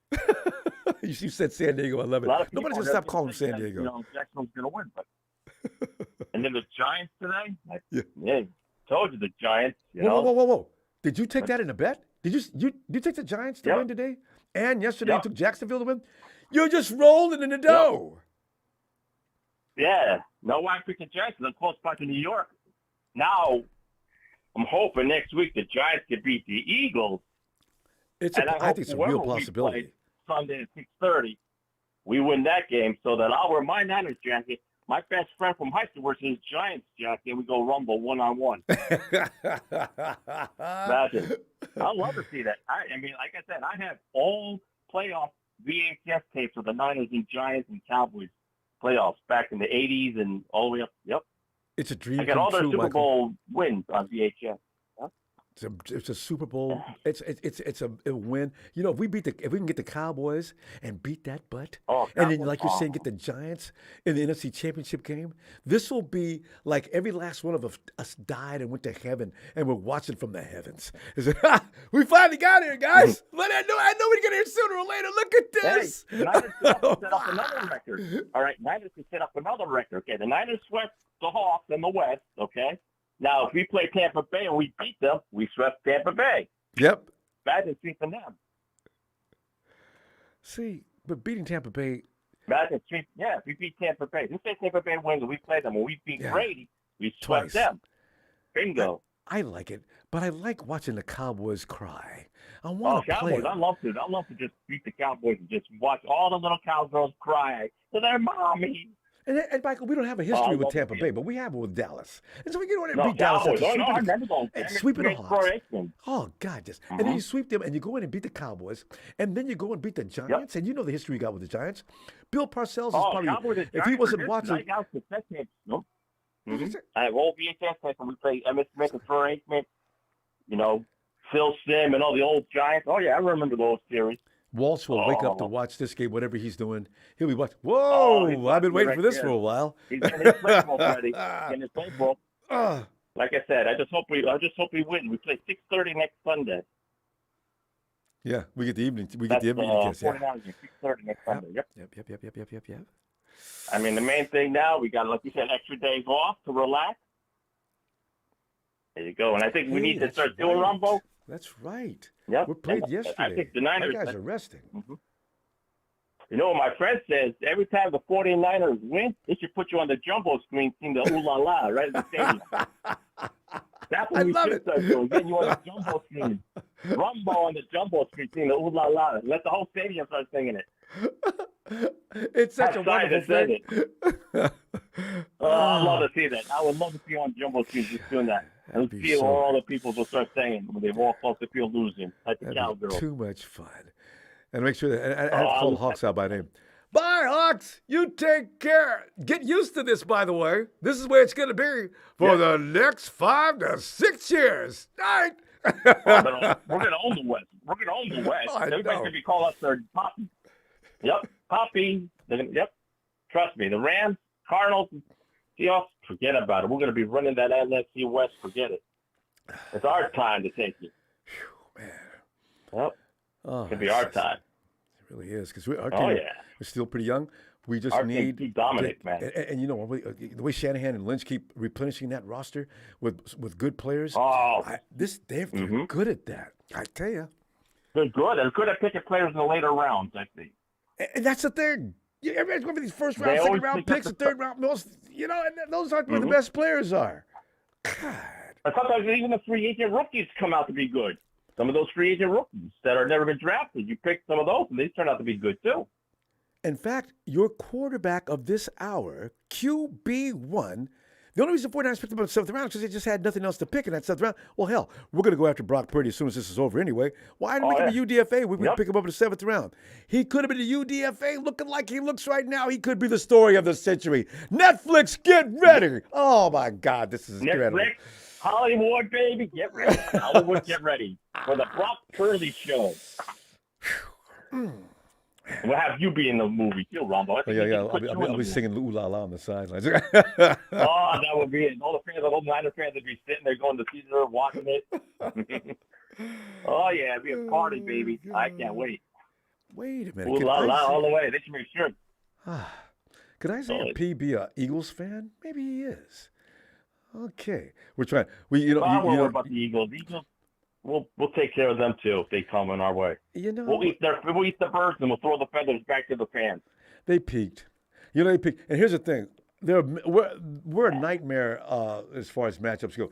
The Eagles don't like a lot like the Cardinals and the Hawks don't. They don't like yak running. So what do we do more than everybody in the league? Yak. So it's only an extension of a run game. They're too good. Eagles don't like that. Cowboys don't like it. Hey, look what happened. The Vikings with freaking Jefferson. But tried running back because they ain't them like nothing. Run right through them. Boom, boom, boom. See, it works. It works. Running games always work.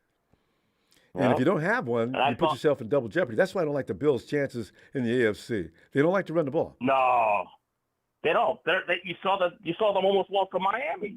I thought Miami almost going to come back. I almost said, is this going to be a comeback? Miami played it tight. If Tua was there, they lose. See? They would have won. Miami would have won. Anyway, fam. Baltimore, forget it. I know they're out. But they fought hard. They need Lamar. And, it's a different story. They need Lamar. And But anyway, fam, I tell you what, Michael, great to talk to you. Let's get together later on in the week. Nice to you. And we're going to find out. Definitely will, buddy. All right. Night, Michael. Good night, Ronbo. Thanks, fam. Hey, Levi.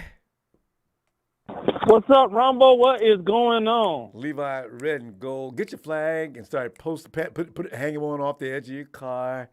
Put it out in the front yard. If you see, it will tie your dog up in front of the flag outside because other dog, neighbors will send them over, especially a Raider fan. They'll send the dog over to your place to poo-poo on the grass. So, it's just a wonderful time to be a 49er fan. It's just, so much fun. Yeah. Got a little story to tell you, Ronbo. Oh, please do. Remember the first half? It was a little stressful. It was. I was crying. I was trying to keep it to myself, but I was. Oh, okay. During that first half, you remember they scored that second touchdown and took the lead on us? Mm-hmm. Guess what happened? One of my brothers called me. We was talking earlier, and then I said some stuff that upset it them. But we ain't going to get into that because you ain't going to like hearing it either. But go ahead. So when they scored that touchdown, for some reason my phone was ringing. Yeah. I'm like, wait a minute. Oh, man, why are you going to call me when that? So you know what I told them? What? I said it's only the first half. Good thing. Call me when the game is over, and then draw that yap and say, why you worrying about that game when y'all? And as you saw what happened. Wait. Where's that person that called you? Second half team. Wait, what? That person that called you. Who's his team? He's a Panthers fan, but okay. I thought you said Giants. Team. Okay, yeah. Did he call you at the end of the game? No, I had to call him, and he didn't answer right away. He called me a little later, called me back a little later that night. Of course he did. And I told him, so what happened? I told you, the game was not over. I said, you don't talk junk to the end of the game. Mm-hmm. That's why I didn't call you. I didn't even try to call back until the game was officially over. See? I learned my lesson about trying to talk junk while the game is still going on. Especially with the 49ers, because the 49ers turn into some kind of Hulk or something in the second half. Gamma rays be hitting them and they go in the locker room because the 49ers are a whole different team in the second half than in the first half. Abrams didn't help none by they're starting that stuff he started, but they was ready. They was going to play good anyway. But my God, they beat them up.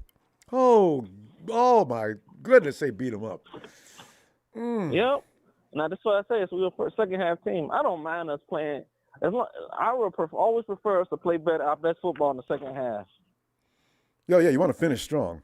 You want to start the whole game good, but finish strong. Yeah, so that's all I care how you finish. I don't care if the first half is a little rough. And it was. You look at Trevor Lawrence. He had probably the roughest first half in the playoffs, and you saw what he did. He said, "Oh, it's Saturday. I can't lose." I hope they play Kansas City on Saturday. That'll make that game extra hype. Hey, didn't Jaguars play Kansas City close or tough? Some team like the Jaguars, that type of tier, played the Chiefs tough. And the Chiefs had to fight. Oh, the Texans. It was the Texans. Kansas City did all they did all they could to get out of there with a win. Texas gave them all they could. Boy, oh, I was rooting for Texas, and they could have won. They wouldn't win that stupid play at the end of the fourth quarter. But they're that kind of team, and that's why they're in the situation they're in, because they don't know how to finish games. But yeah, well, Jacksonville could beat KC. Most of my predictions came true. You picked the Giants to beat the Vikings? Yeah, remember I said the Giants are going to beat the Vikings, and you're like, I got respect for folks who knew that. I thought the Vikings go blow them out of the stadium, especially in their place. I don't know why. Yeah, but you know, Kirk Cousins. And you saw at the end of the game, he ended up throwing a little short pass that had almost no chance of making it in. Like you wouldn't need a miracle tackle break for that game to work. But I'm like, let me ask you this question though. Let me ask you some question though. I got the Giants are dropping 7 DBs on me. I'm rushing 4 because that's all I needed to do. Kirk Cousins got no lanes to throw into. My front line 4 are pretty tough guys. That was a brilliant defense. And instead of the Vikings say, maybe we got anybody who can run the ball, you got Dalvin Cook, you idiots. They kept throwing the ball. I said, you know what? Keep doing that. I think Dalvin Cook a little overrated. But still, if they got 7 DBs back there, I'm not going to be able to pass. I mean, those are quick, athletic guys. If I run the ball to them DBs, it's a little different story. But you keep throwing the ball 4. It ain't working. I love it. That's why I wanted to play them so bad. So the only one I was wrong about was the one that I wasn't really confident about anyway. In fact, in the second round when I gave my prediction, I said Jaguars or Chargers because I said that the only reason I put the Chargers was I said Justin Herbert had to prove to me that he's that prototype built in the lab quarterback that everybody said he was. And he didn't really prove it to me because he couldn't score at the end of the game and let the Trevor Lawrence come back on him. Mm-hmm. Mm-hmm. That's why I said next game, Chiefs versus Chargers/Jaguars. You know, hey, have you heard? No, they're gonna wait till tomorrow. I'm surprised they haven't fired that Chargers coach. They'll probably wait till tomorrow. So yeah, I would have fired him too. I'm like, come on, man. Yeah, you 27-0, and you lost the playoff game. Come on, man. You know you fired. You should fire yourself. You should have came in here and asked me to resign. I don't know what you made me call you in here. What's his name? Justin Herbert. Is he gonna turn to the Nets? Baker Mayfield getting his coaches fired? I don't know. You know, it's not him. If I'm Levi, you're the owner. I'm 27-0. I'm lighting up my victory cigar already. Come to find out, I got to put my cigar out and sit there and watch my team give up a 27-0 lead and lose. I'd be mad as hell. There's no excuse for that. You know, instead of running the ball and run the clock out, you're out there passing the ball. Herbert doesn't need to pass all day, sir. You just run the ball, right? So I'm wondering, what the hell are you doing, Coach? Run that clock. Oh, man. That game was unnecessary to lose. Hats off to Jacksonville, though. I think Eckler's a little overrated, too, so. Levi, look, we had too much good time again. I'll see you tomorrow. Not tomorrow. I want to come back tomorrow, but I know I'm not going to be able to. Yeah, I'm going to see you in a couple of days. I'll see you next time, and I'll see if my Cowboys prediction is going to come true. I hope so. All right, Ronbo. Great night, and Niners! Night, fam. Hey, and let's go up to check out Liam. Hey, Liam.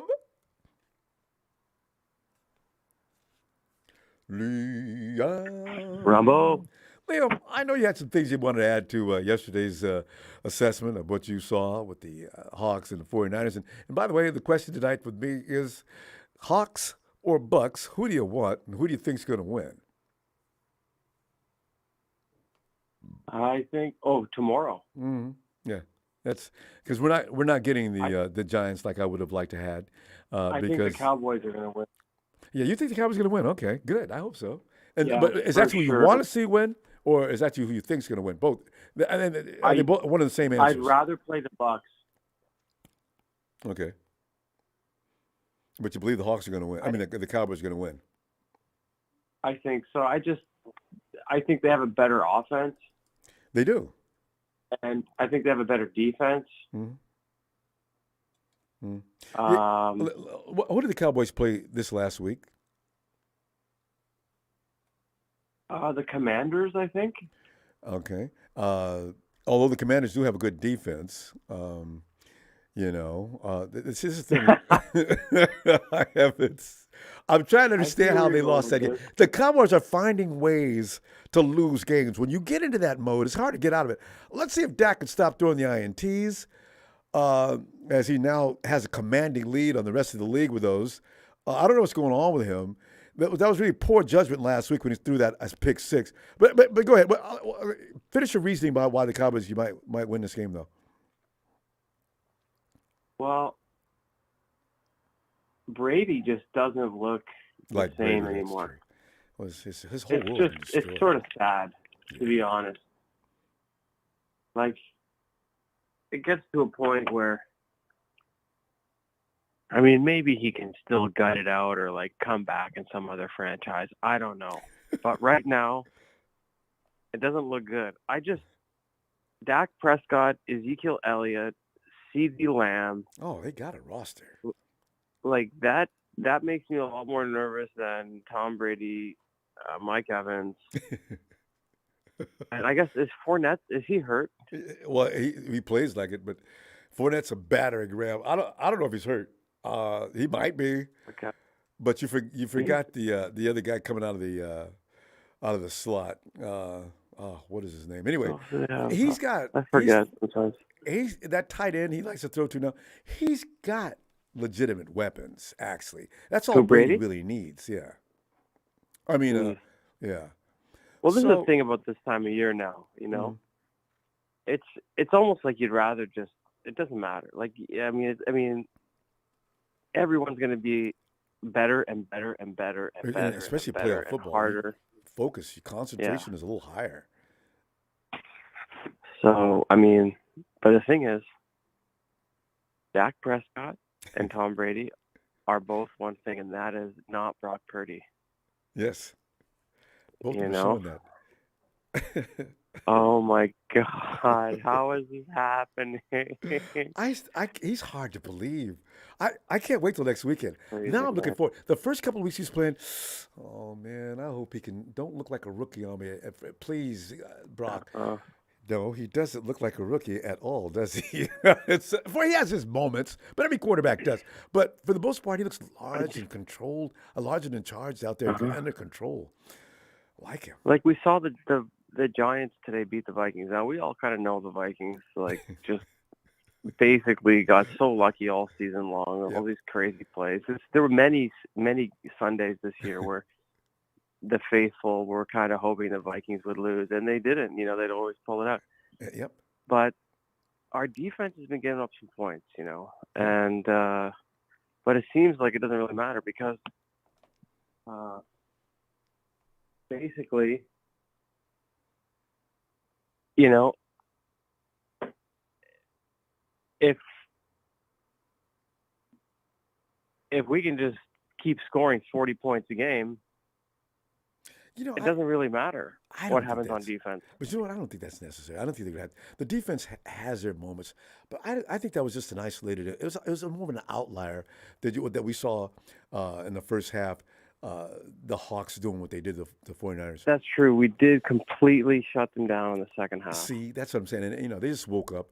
Abrams helped. He raised emotions on that defense. Dude, that play was so dirty.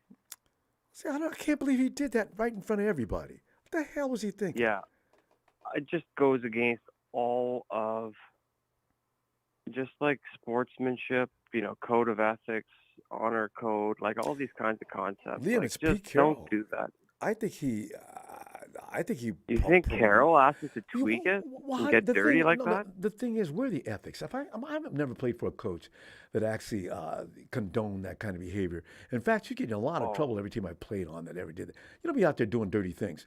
And I had one coach who really hate dirty ball players. I don't understand. I can't believe he did that. You know his leg is hurt, and you pulled on his leg, try to hurt it. Yeah. Were you trying to take him out of the game? Come on, that's so low class. Everybody wants to be the team at their best, and everybody wants to watch a team, at their best. And if a guy gets hurt fair square on a play, like, okay, whatever. But you deliberately try to hurt his leg? But to actually go out there and do that, and it was it. I mean, that was it. Like, the tone and tenor of that game changed on that play. Like, they were like mad dogs after that. They were.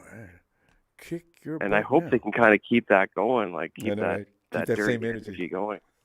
Wait, we got to stop. Yeah. I'll see you later. Sorry, I'm all out of sorts here. No, I love when you talk like that. It's fun. All right. See you in a couple of days. You the man. All right, talk soon. Later. All right. Night.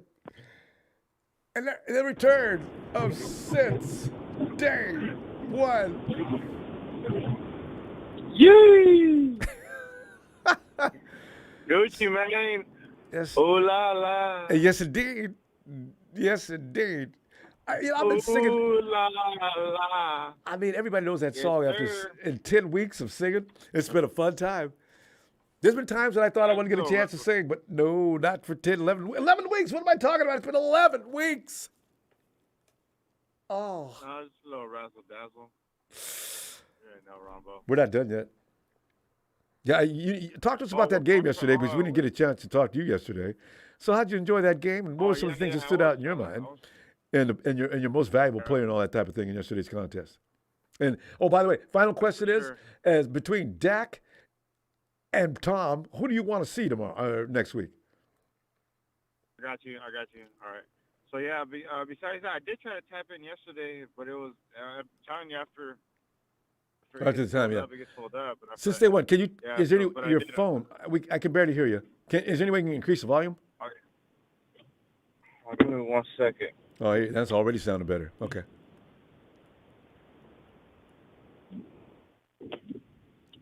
Can you hear me? Yeah, loud and clear now. All right, go ahead. Better. Yeah. So, but besides yesterday, the MVP's got to be Purdy for sure. It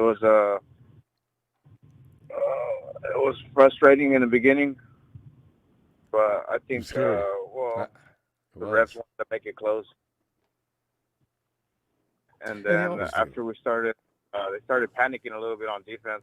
No, I'm not gonna lie. It was a certain point of the game when they started running it. You could tell when they're getting 4 or 5 every other. That's when you could tell the game's shifting. Yeah, that dude Walker the third. Yeah, that dude was scared me, man. I ain't lying. Yeah, you talking about the Hawks? Yeah. He's big, and he's fast.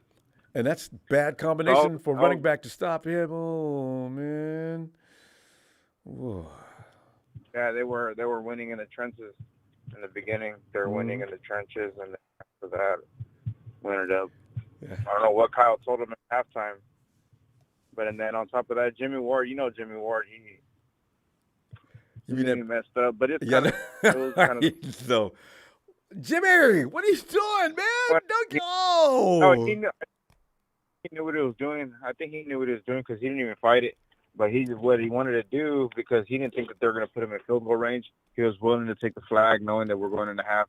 He just wanted to put that in his head, like letting him know, hey, I'm here, like I'm 56 yards. So he was willing to take that.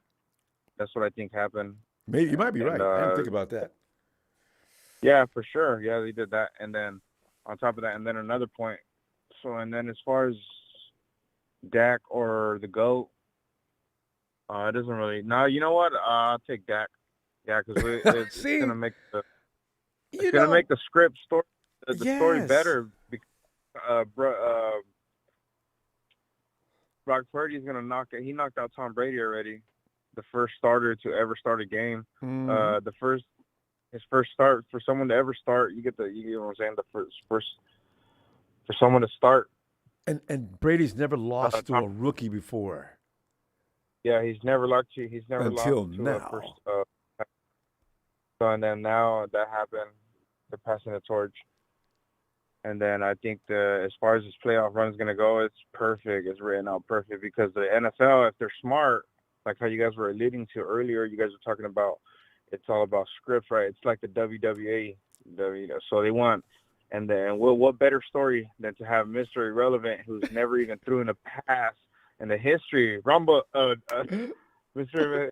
You get the point. Mr. Irrelevant has never even threw in a pass, let alone came in. And then Miami, he should have that, so he should be 8-0, 7-0 because he came in the first quarter down by a touchdown. No, we were up. So he played the whole against Miami. Yeah, we were up. That don't count as a start. We were up. So we were driving. Or was it 7? Yeah, was it 7-0? I thought we were up. But anyway. No, it was 7-3. 7-3. Oh, yeah, we had 3. Yeah. So yeah, give him credit for that if you want, because he scored a lot of points after that point in the game, and we won. And every game after that. So Yeah, you're right.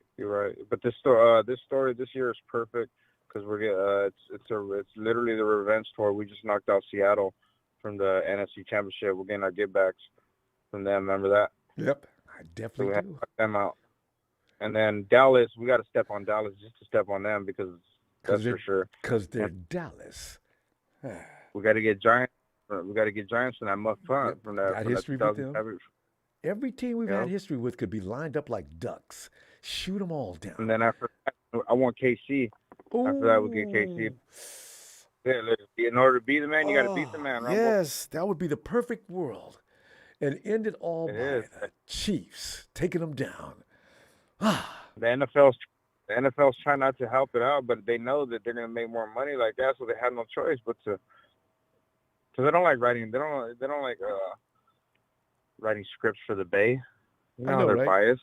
They might like this, though, but just for what you just mentioned, because of Brock Purdy. You know what? They really might. Yeah. If I see it, I'm going to call it. You know what? They're cheating for us. Well, I don't care. Because you know how many years have they cheated against us? I'll take it. Yeah, right now they're fighting it. They're trying to fight it. They've been fighting it. But since then, we got to go. I'm going to tell you what, I'll be back later on the week. Good to hear from you again. We haven't heard from you in a while. But we'll be back in a couple of days, I'm hoping. Yes, sir. I'll see you next week. I'll be tuned in regardless. All right. Yes, sir. Thanks for your time. Appreciate you. Appreciate your time and your efforts. You can get in tomorrow. You can. If not, I know we'll you'll see make you, it up on Tuesday or Wednesday. You always show. As soon as we get the notification, we're locked in. All right, Thanks, brother. fam. Appreciate you. God bless. Thanks, and stay one. Talk to you later, fam. And let's get on and check out Frank. Yo, Frank, we might be in the middle of a fish sandwich. Frank. Hello. Frank. What's up, Ronbo? Oh, Frank, man, he's sitting up here. The party's been going on for 10 weeks. I just realized ain't stopped partying in 10 weeks of football. It's going to be rough to leave this season, Frank. I'm going to hate it when we're looking at March. Damn, it's over. We ain't got nothing to look forward to but the draft. We ain't got no first or second round pick. Bring on 2023. Bring it now. I know I'm the agents all year. But Frank, anything you want to add to what you were saying yesterday about that game? And by the way, Frank, between Tom Brady and Dak, and we don't have too many. We had surprises already today. The Giants are in. They were supposed to get put out. Jacksonville was supposed to get put out. So tomorrow, is Dallas getting put out, or is Tom getting put out? And who do you want to see in the next week's game? You can't make this stuff up, man. I thought. I had a feeling Giants was gonna upset. Did you? The last time they played, Minnesota got that lucky 61-yard field goal. The game was 24-24 all, so they kicked the field goal. So I think Giants already had a good feel of how they can beat Minnesota. You know what I'm saying? And Kirk. So I thought we was gonna end up playing Minnesota, but I see how the game was going. Okay, so you thought the same way I did. Can't imagine Minnesota losing that game. They did. Yeah. What else? I don't know. I mean, I think Dallas, the better team. So Tampa Bay is It more looks like it, right? consistent. Yeah. You know what I'm saying? So Dallas, it's all on what Dak you gonna get. You know, Dak like up and down. So you gonna get you just don't know with Dallas. They should win that game. They should beat Tampa Bay. But who knows? 3-point favorite. I think. Yeah. So I mean, we just gotta take care of business, Ronbo. You know, whoever whoever play, between the two. Whoever we play, I was talking to one of my co-workers at work. He a Philly fan, so he talking about, man, I want y'all to play. Oh, you and him going to have a problem. No, he wanted to play. He wanted to play the Giants because he said the Giants would be an easy more task for them. So he wanted us to play between Cowboys and Tampa. Frank. Frank. Frank, I just want to add one thing. You tell him, look, y'all don't like to stop the run. You're getting one of the worst running backs in the league to try to stop next week. What are you, crazy? I say, it don't matter, man, who we play, man. I think overall we just had a better team, man. Overall, that's the only thing, man. Ward was making me mad, man. He got his DK was just like killing him. I'm like, come on, Ward, man. You just shut him down. The last game, man, you let him come out here and just bother you. But you know how that goes. If DK played him, Shavars played him next week. Defense gotta play a little bit better though, man. Defense really gotta play a little better, man. Yeah, you know what I'm saying. That's on the secondary. It's gonna take on a whole nother complexion. Yeah, but they gotta tighten up a little bit, man. You know what I'm saying. The Dallas got a better offense than who we just played than Seattle. You know what I'm saying? So, you got to tighten up a little bit on that, man. So, most likely, I think, going to be Dallas. So you might be playing. Yeah. Okay. I'm going to be sitting there. If they do, I'm going to be surprised. Because, Dallas has been having problems. And this is his element, the playoffs. I want to see. But he lost last year in the playoffs, too. I was kind of surprised. But he came back on the Rams. Everything's 0-0, man. But the way we clicking though, Ron, it's just too many weapons, Ron. But even if we play Tampa, I think it'll probably be the same result. Yeah, we just too deep, Ron. It's just too deep, man. You ain't dropped that pass, man. Mess my man. We'd have 40 what? Come on, 40, man. 48, 45, scoring for 50. 45 or something. Oh, it was like 45. Well, that touchdown it was like 45, 46. I know. Like he had the ball in his hand and he put the ball down and then hit his leg. And the ball hit off his leg. I'm like, come on, you supposed to catch that, man. But Purdy, man, he just, he continued to, just amazing. Yeah, I just like his poise, man. I like how he move out the pocket, extend the play, so. Man, I just don't see nobody messing with his Ronbo, man, to be honest with you, man. Like I say, one game at a time. So whoever it is, we got what's my man name? He said to beat the man, you got to beat the man. What's his name? That's Reverend, right? The Reverend. Yeah, that's it. Yeah, so, hey, whoever, we can't duck, so it don't matter. We got to play whoever in front of us. That's what we got to play. Oh, no, they need to be scared. Whichever one of them wins needs to be scared. But I'm just saying, which one would you rather have? I mean, it doesn't matter. It don't even matter. I mean, it don't matter, man. We just gotta take care of business. You know what I'm saying? So I don't care. It don't matter for real. So in fact, I don't want the Cowboys just for personal reasons. Beating that Cowboy ass. I don't appreciate anything better than that, other than beating the Hawks. But the Cowboys, that goes be back. great. I can't stand. I can't stand that. I'm with you. I can't stand that. I mean, who knows? Like I say, this game is like a toss-up. It's like Tampa can't run, but they also, you know what I'm saying? Like, I don't know. And Dallas is like Dak might throw a pick. So like it's just the game. Just you don't know which way to go. You don't know which way the dice gonna roll. And then play all Brady. So it's like it's hard. It's just hard. That's why this game is gonna be fun. This game will be all kind of fun. Yeah, it's just gonna be hard. Wait. It's just hard. Oh, So. Come on, Monday night. I was shocked, man. I thought Chargers won that game. I said, man, Jacksonville came back. He threw 4 picks and then threw 4 touchdowns. But look, it's all on how you. It's all on how you finish. It's like how you start, how you finish, man. And your coach can't be a damn fool, man. Frank. If I got a 27-point lead, I got 27-0. What am I doing? Still throwing the ball? I'm ready to run the damn rock, Joey man. Bosa went on, man. They said Joey Bosa went on. The Bosa went on, man. I saw it. They showed him on the sideline, throwing his helmet on the ground. He was raging. Well, Frank, you see, Kyle Shanahan went thorough, man. Walked the Seattle crowd, man. When they pulled pulled Devo leg, man. Kyle went hard, man. Kyle walked through the crowd. Well, I said, yeah, Kyle. That game could have got called. That could have got ugly real fast. Yeah, that was messed up, man. Yeah, no, that was it. He said that was a real dirty play, man. Like, how you gonna pull my man leg like that? Like, come on, man. He won't do it like that. That was bad. He's seen a big 300-pound lineman walking toward him. He thought about it. Frank, we got to go, and I'm gonna tell you what. I'm gonna see you a little later on in the week. And probably have a good one, Ronbo. Just thank God, Devo good. And then right after that, he ran for 75-yard touchdown, whatever. They made the man mad. Should have never did that. Yeah, made him mad. And what Nick say, that's one guy I wouldn't make mad is Devo on that offensive side. Him or Trent Williams. All right, fam. I see all right, you. love you, Ronbo. Have a good back, one, man. fam. All right, faithful, man. Let's get ready, man. It don't matter, man. Line them up like bowling balls. Bowling pins. All right, bro. We knock them down. All right, Ronbo. It's like, Frank, get that sandwich. There goes Frank. And Frank is, as if you didn't know, Frank has reconverted his mom, who was a Commanders fan, into a 49er fan. Tony down in Atlanta. Tony's not in Atlanta, but he's an Atlanta supporter.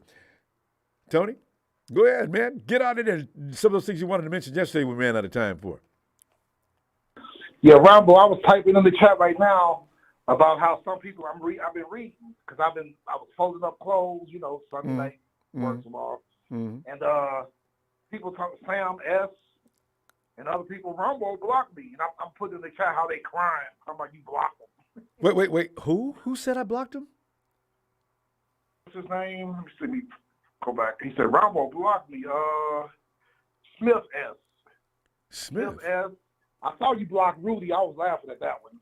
Wait a minute. We haven't blocked Rudy and Smith. Why are they making stuff up?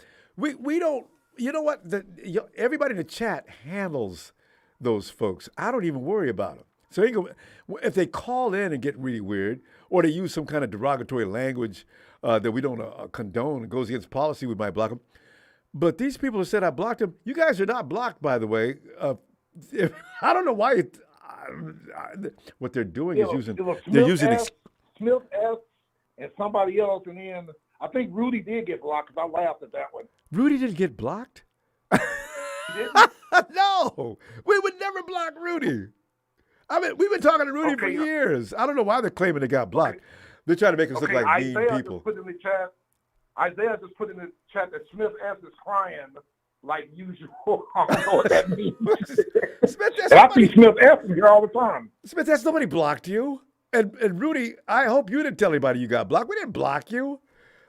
We have no fear here. And besides, you guys run your own risk of health running into that chat because you got some people in there like, oh, you got 20,000 dudes and they just love to beat you up. You're using that as an excuse to hide out from the pain. I'm telling you, Tony, if you run into those people, they just don't want to come in here because they get beat up so bad. Yeah. And Ronbo, we need to put even though you probably already did, we need to put an APB out on Gene D. I ain't seen him in 2 days. He'll be claiming he got blocked too for an excuse. That's what they do. They claim they got blocked. Oh, no, they didn't. I just from production asked him. No, they didn't. But Ronbo, the 2 callers back, you're absolutely right. I thought, because I told you on Friday, I said, well, Minnesota going to win that. You got Dalvin Cook, about the 5th best running back in football, and you throwing the ball. And they could have ran the clock. Yep. Yeah.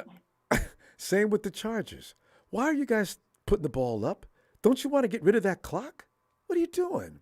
I think the NFL, I think the Chargers were job, though. If this is my personal opinion, I think the NFL helped Jacksonville. This is just my opinion. Wait. Let me, Ellis, that number's 19871. Try again. But go ahead, Tony. Yeah. So, right here, Chris Hansen says, Texas boy block Ronbo. Smith has been with us for a while. He's a 49er fan, I thought. I know. I know. Yeah, we didn't. Yeah. Oh, well, I see him in the chat now, though, Tony. He's back. Okay. Rudy's another story, though. I don't know why he can't believe he's blocked. Rudy, come on back in. I wish you would. I've been waiting to say that for a long time, Tony. Oh, by the way, look at this. But Tony, look at Isaiah. Is Isaiah and my homeboy one and the same person? I have no idea. Somebody else said that in the chat a few days ago. Now, Texas boy, like what says, Texas boy blocked a lot of people. He's blocked me, but he's since then unblocked me about a month ago. That's just him. We all know how Texas boy is. Did he let you? Texas boy used to block everybody. I was trying to wonder. Texas boy, everybody in here claims you blocked him. So who are you communicating with while you're in there?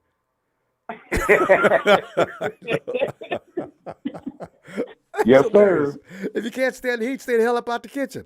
You know, I was like getting kicked with running smack. You run in here, and then you can't handle it, and then you get mad and leave. Exactly. And start blocking people. You see me when the Falcons lose, I'm in here. When they win, I'm in here. But Ronbo, every game up to this point, this weekend was over the total. Every game. I know, right? This is playoff football now. Either one side or the other is going to win. Defenses are getting. You're right. Defenses are getting beat up.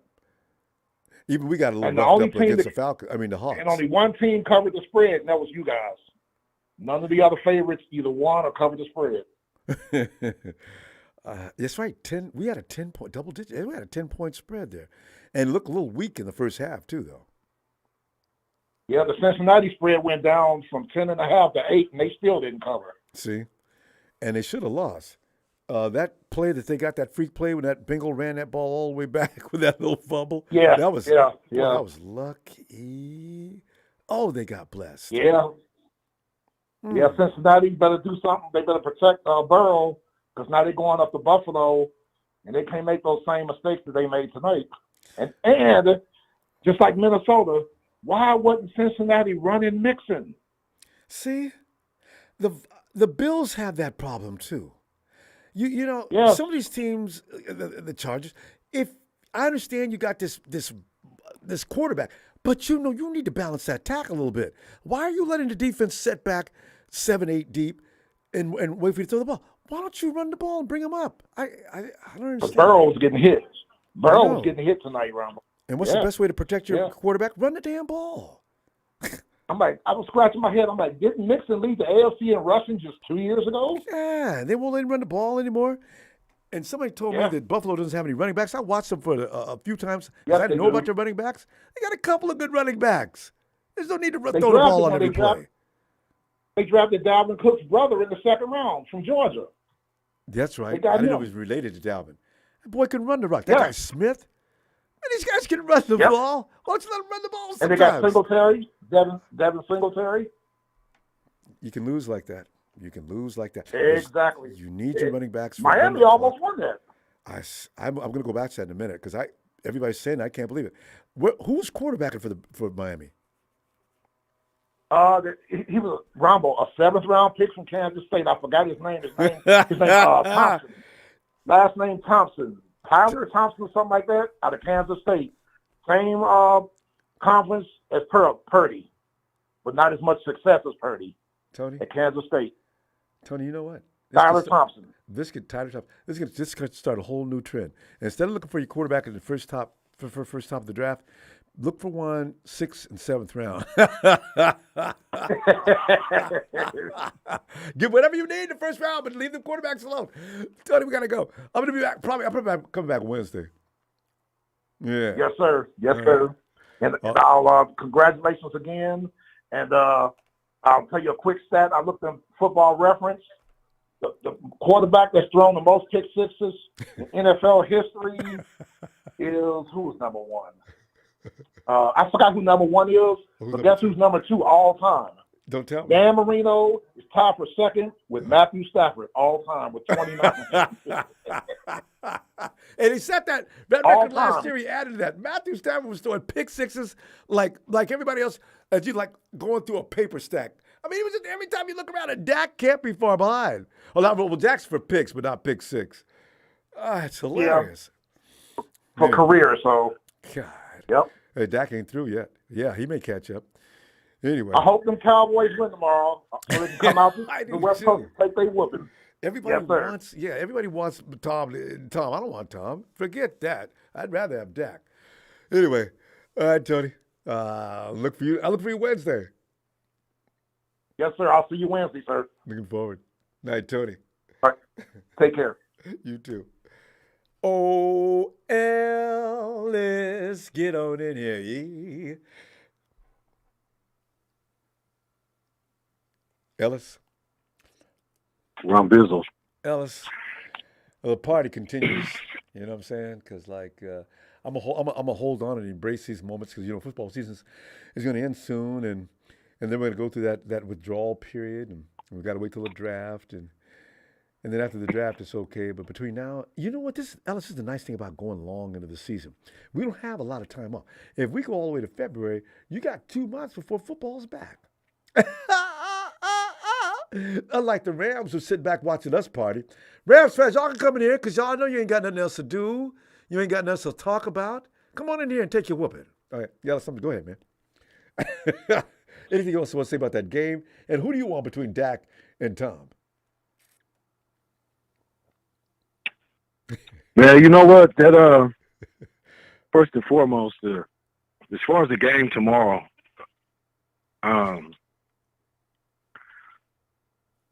I'm thinking that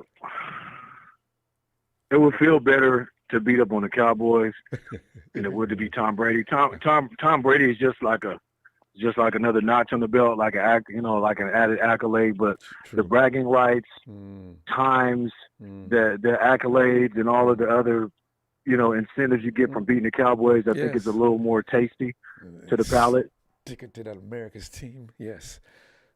Yeah, all that, Watching Jerry Jones stand up like a corpse with skin on, after getting his ass whooped. Yeah, he's just standing around looking like a skeleton with skin on, literally. I'm surprised Jerry put some curtains in that window. He's over there looking 112. So no, but anyway,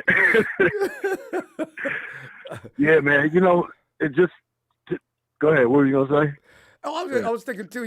The thing is, the Cowboys beating them on the way to the Super Bowl and then win the Super Bowl. Ellis, we could talk trash to Dallas for the rest of our natural lives, because they're never gonna outlive that. Oh, I want that so badly. Yep, and we got the last W's. We got the last at least 2 W's from them. Mm-hmm. In the last decade, I think we definitely beat them the last showing, but the time before that, didn't we handle them and we take care of them the last time? I don't know. I know it's been a minute between them and the Raiders. They beat us up for that stretch after Harbaugh left, but there wasn't nothing on the line like a playoff game or nothing though.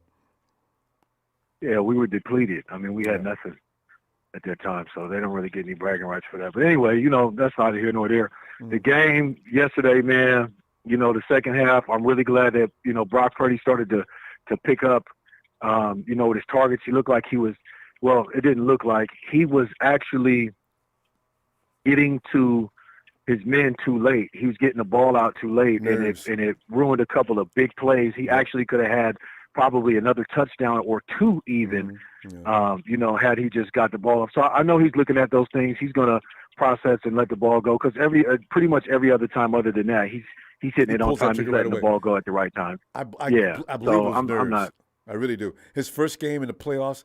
Can you imagine, Ellis, how your stomach must be in knots. I'm out here, look at all these people. I didn't see all these people before, but this game, this is serious. It is really serious. So, he must have been a little bit shaken, but he got over it. Yeah, no, definitely. And as a team, the way that we started to play, it was just, it was exceptional. So I'm just really glad we were able to run up the score on them. I kind of wish they wouldn't have even got that last little TD, but, that was garbage time. The game was over. We're just it is what it is, though. We're just mean people. I'm with you though. I don't want them just to get nothing. I really didn't. Yeah. when it's the Seahawks, especially, you know, we want to run up 50 on them. You know what I mean? We want to, you know, stick the dagger all the way in. Yeah. Fourth quarter, I don't care. Run ball in. Get it in there. Get it in the end zone. Field goal for no reason. Funerals all around. Kick it. Yeah. Yeah. So very, very just impressive though play, man. Guys coming in at the right time. You know, Christian McCaffrey, Debo, George coming through. You know, Juice coming through. You know what I mean? And I'm looking to see Kyle do something with Danny Gray. Hopefully, maybe this next game. It might be too high stakes for him though to do that. You know, because I know Kyle is. You know, he's each play. You know what I mean? Actually means something. Just in general, but for Kyle, it's like he doesn't want to waste a play, and I, as he shouldn't. You know what I mean? So if Danny doesn't get a chance to get a sweep or you know get a play going to him, so you know we can show what else we got in the fold, and so be it. You know we have plenty of weaponry as it is, so it's not a necessity. But whether you want to do that shocker or not, because Danny Gray put in the right position, he may go all the way. So there's no way to adjust to that later. But you see, it's a one-shot deal. Like you said, you don't want to keep doing that where other teams will say, how'd they do that? Oh, okay. You don't want that. And then they'll know how to do next time. But there's Kyle, everything Kyle does, it usually comes from a different position. Sometimes he'll do these things under center, as you know. He'll go in the shotgun. Kyle will run any one of his plays from any formation. I've noticed that about him. Kyle does plays that should not be ran from some of the formations he runs. He'll do it. And that has to make a defensive DC crazy. Because if you're sitting in DC, you know, you're sitting there thinking in the box, okay, all right, guys, I see this formation right here. He's got three options. Here's what I want you guys ready. Then they'll call the number of play they're going to run to counter, right? But Kyle's out there calling plays, and all of a sudden I see, because didn't I see him bootleg out of a shotgun yesterday? You know? Oh, man. It's very possible that he did. I just, you know, the movement that in the pocket is just, it's man, it's something to see, man, you know, to say the least. I'm still really impressed with what Brock has been able to do, how he's able to evade pressure and make those moves and fake guys out.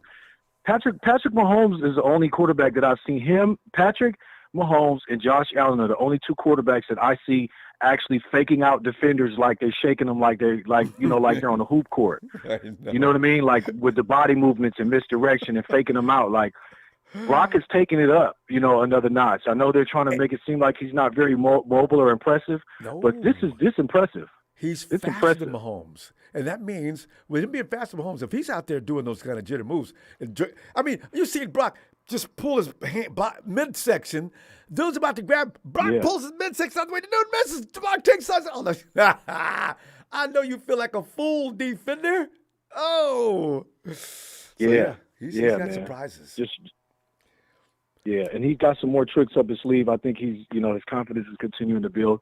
I like that he's still remaining, you know, humble and just poised with everything. And, you know, he's not, you know, taking it in like he could, like a lot of guys got excited. You know, Collins started to get arrogant after a while. I think that's where he kind of digressed and stuff like that. So I'm thankful that. Yeah. You know, it's just kind of comes with the territory, I guess, for some people. But I know, because you've never been there, done that. You've been good, but, you know, this is something else at the NFL level. But, fam, I'll be back Wednesday looking for you, and you know this. Glad we were able to get you in here. You know, it would have been the right day if we don't get no Ellis. No, most definitely, Ronbo. Thank you for patching me in into again, man. I was sitting here and then the phone, you know, whatever did the fool. So I thank y'all for your production. Yeah. Well, thank y'all. I'm glad that you was able to catch it. To the squad. You know, we'll hopefully we'll see them later on in the week. All right. Josh right here. He just wanted to say bye to you. Okay. Bye. Bye, Ronbo. Bye, Josh. Have a great night. Bye. You too. Thanks. Shout out to 90 Faithful.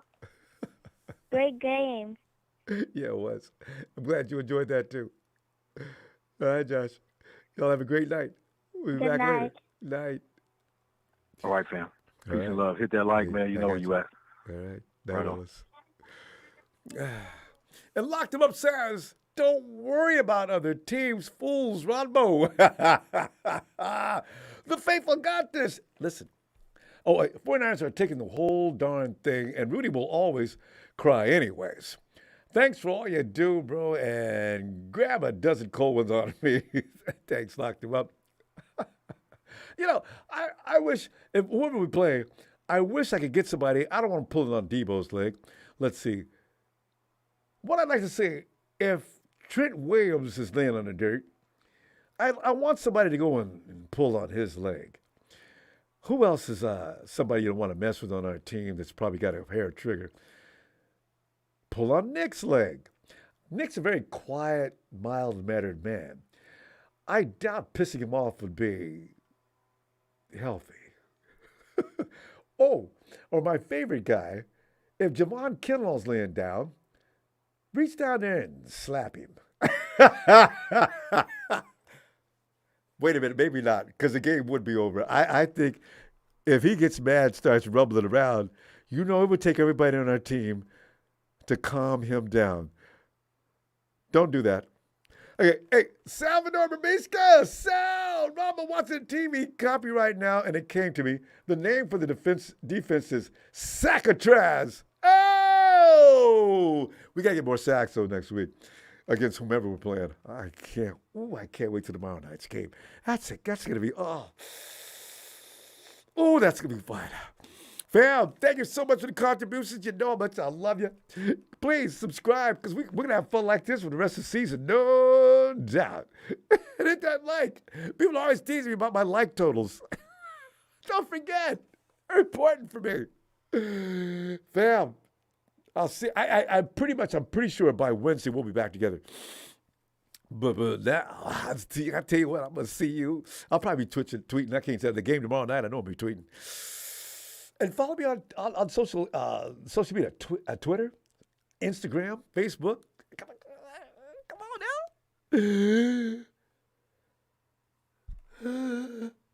I know.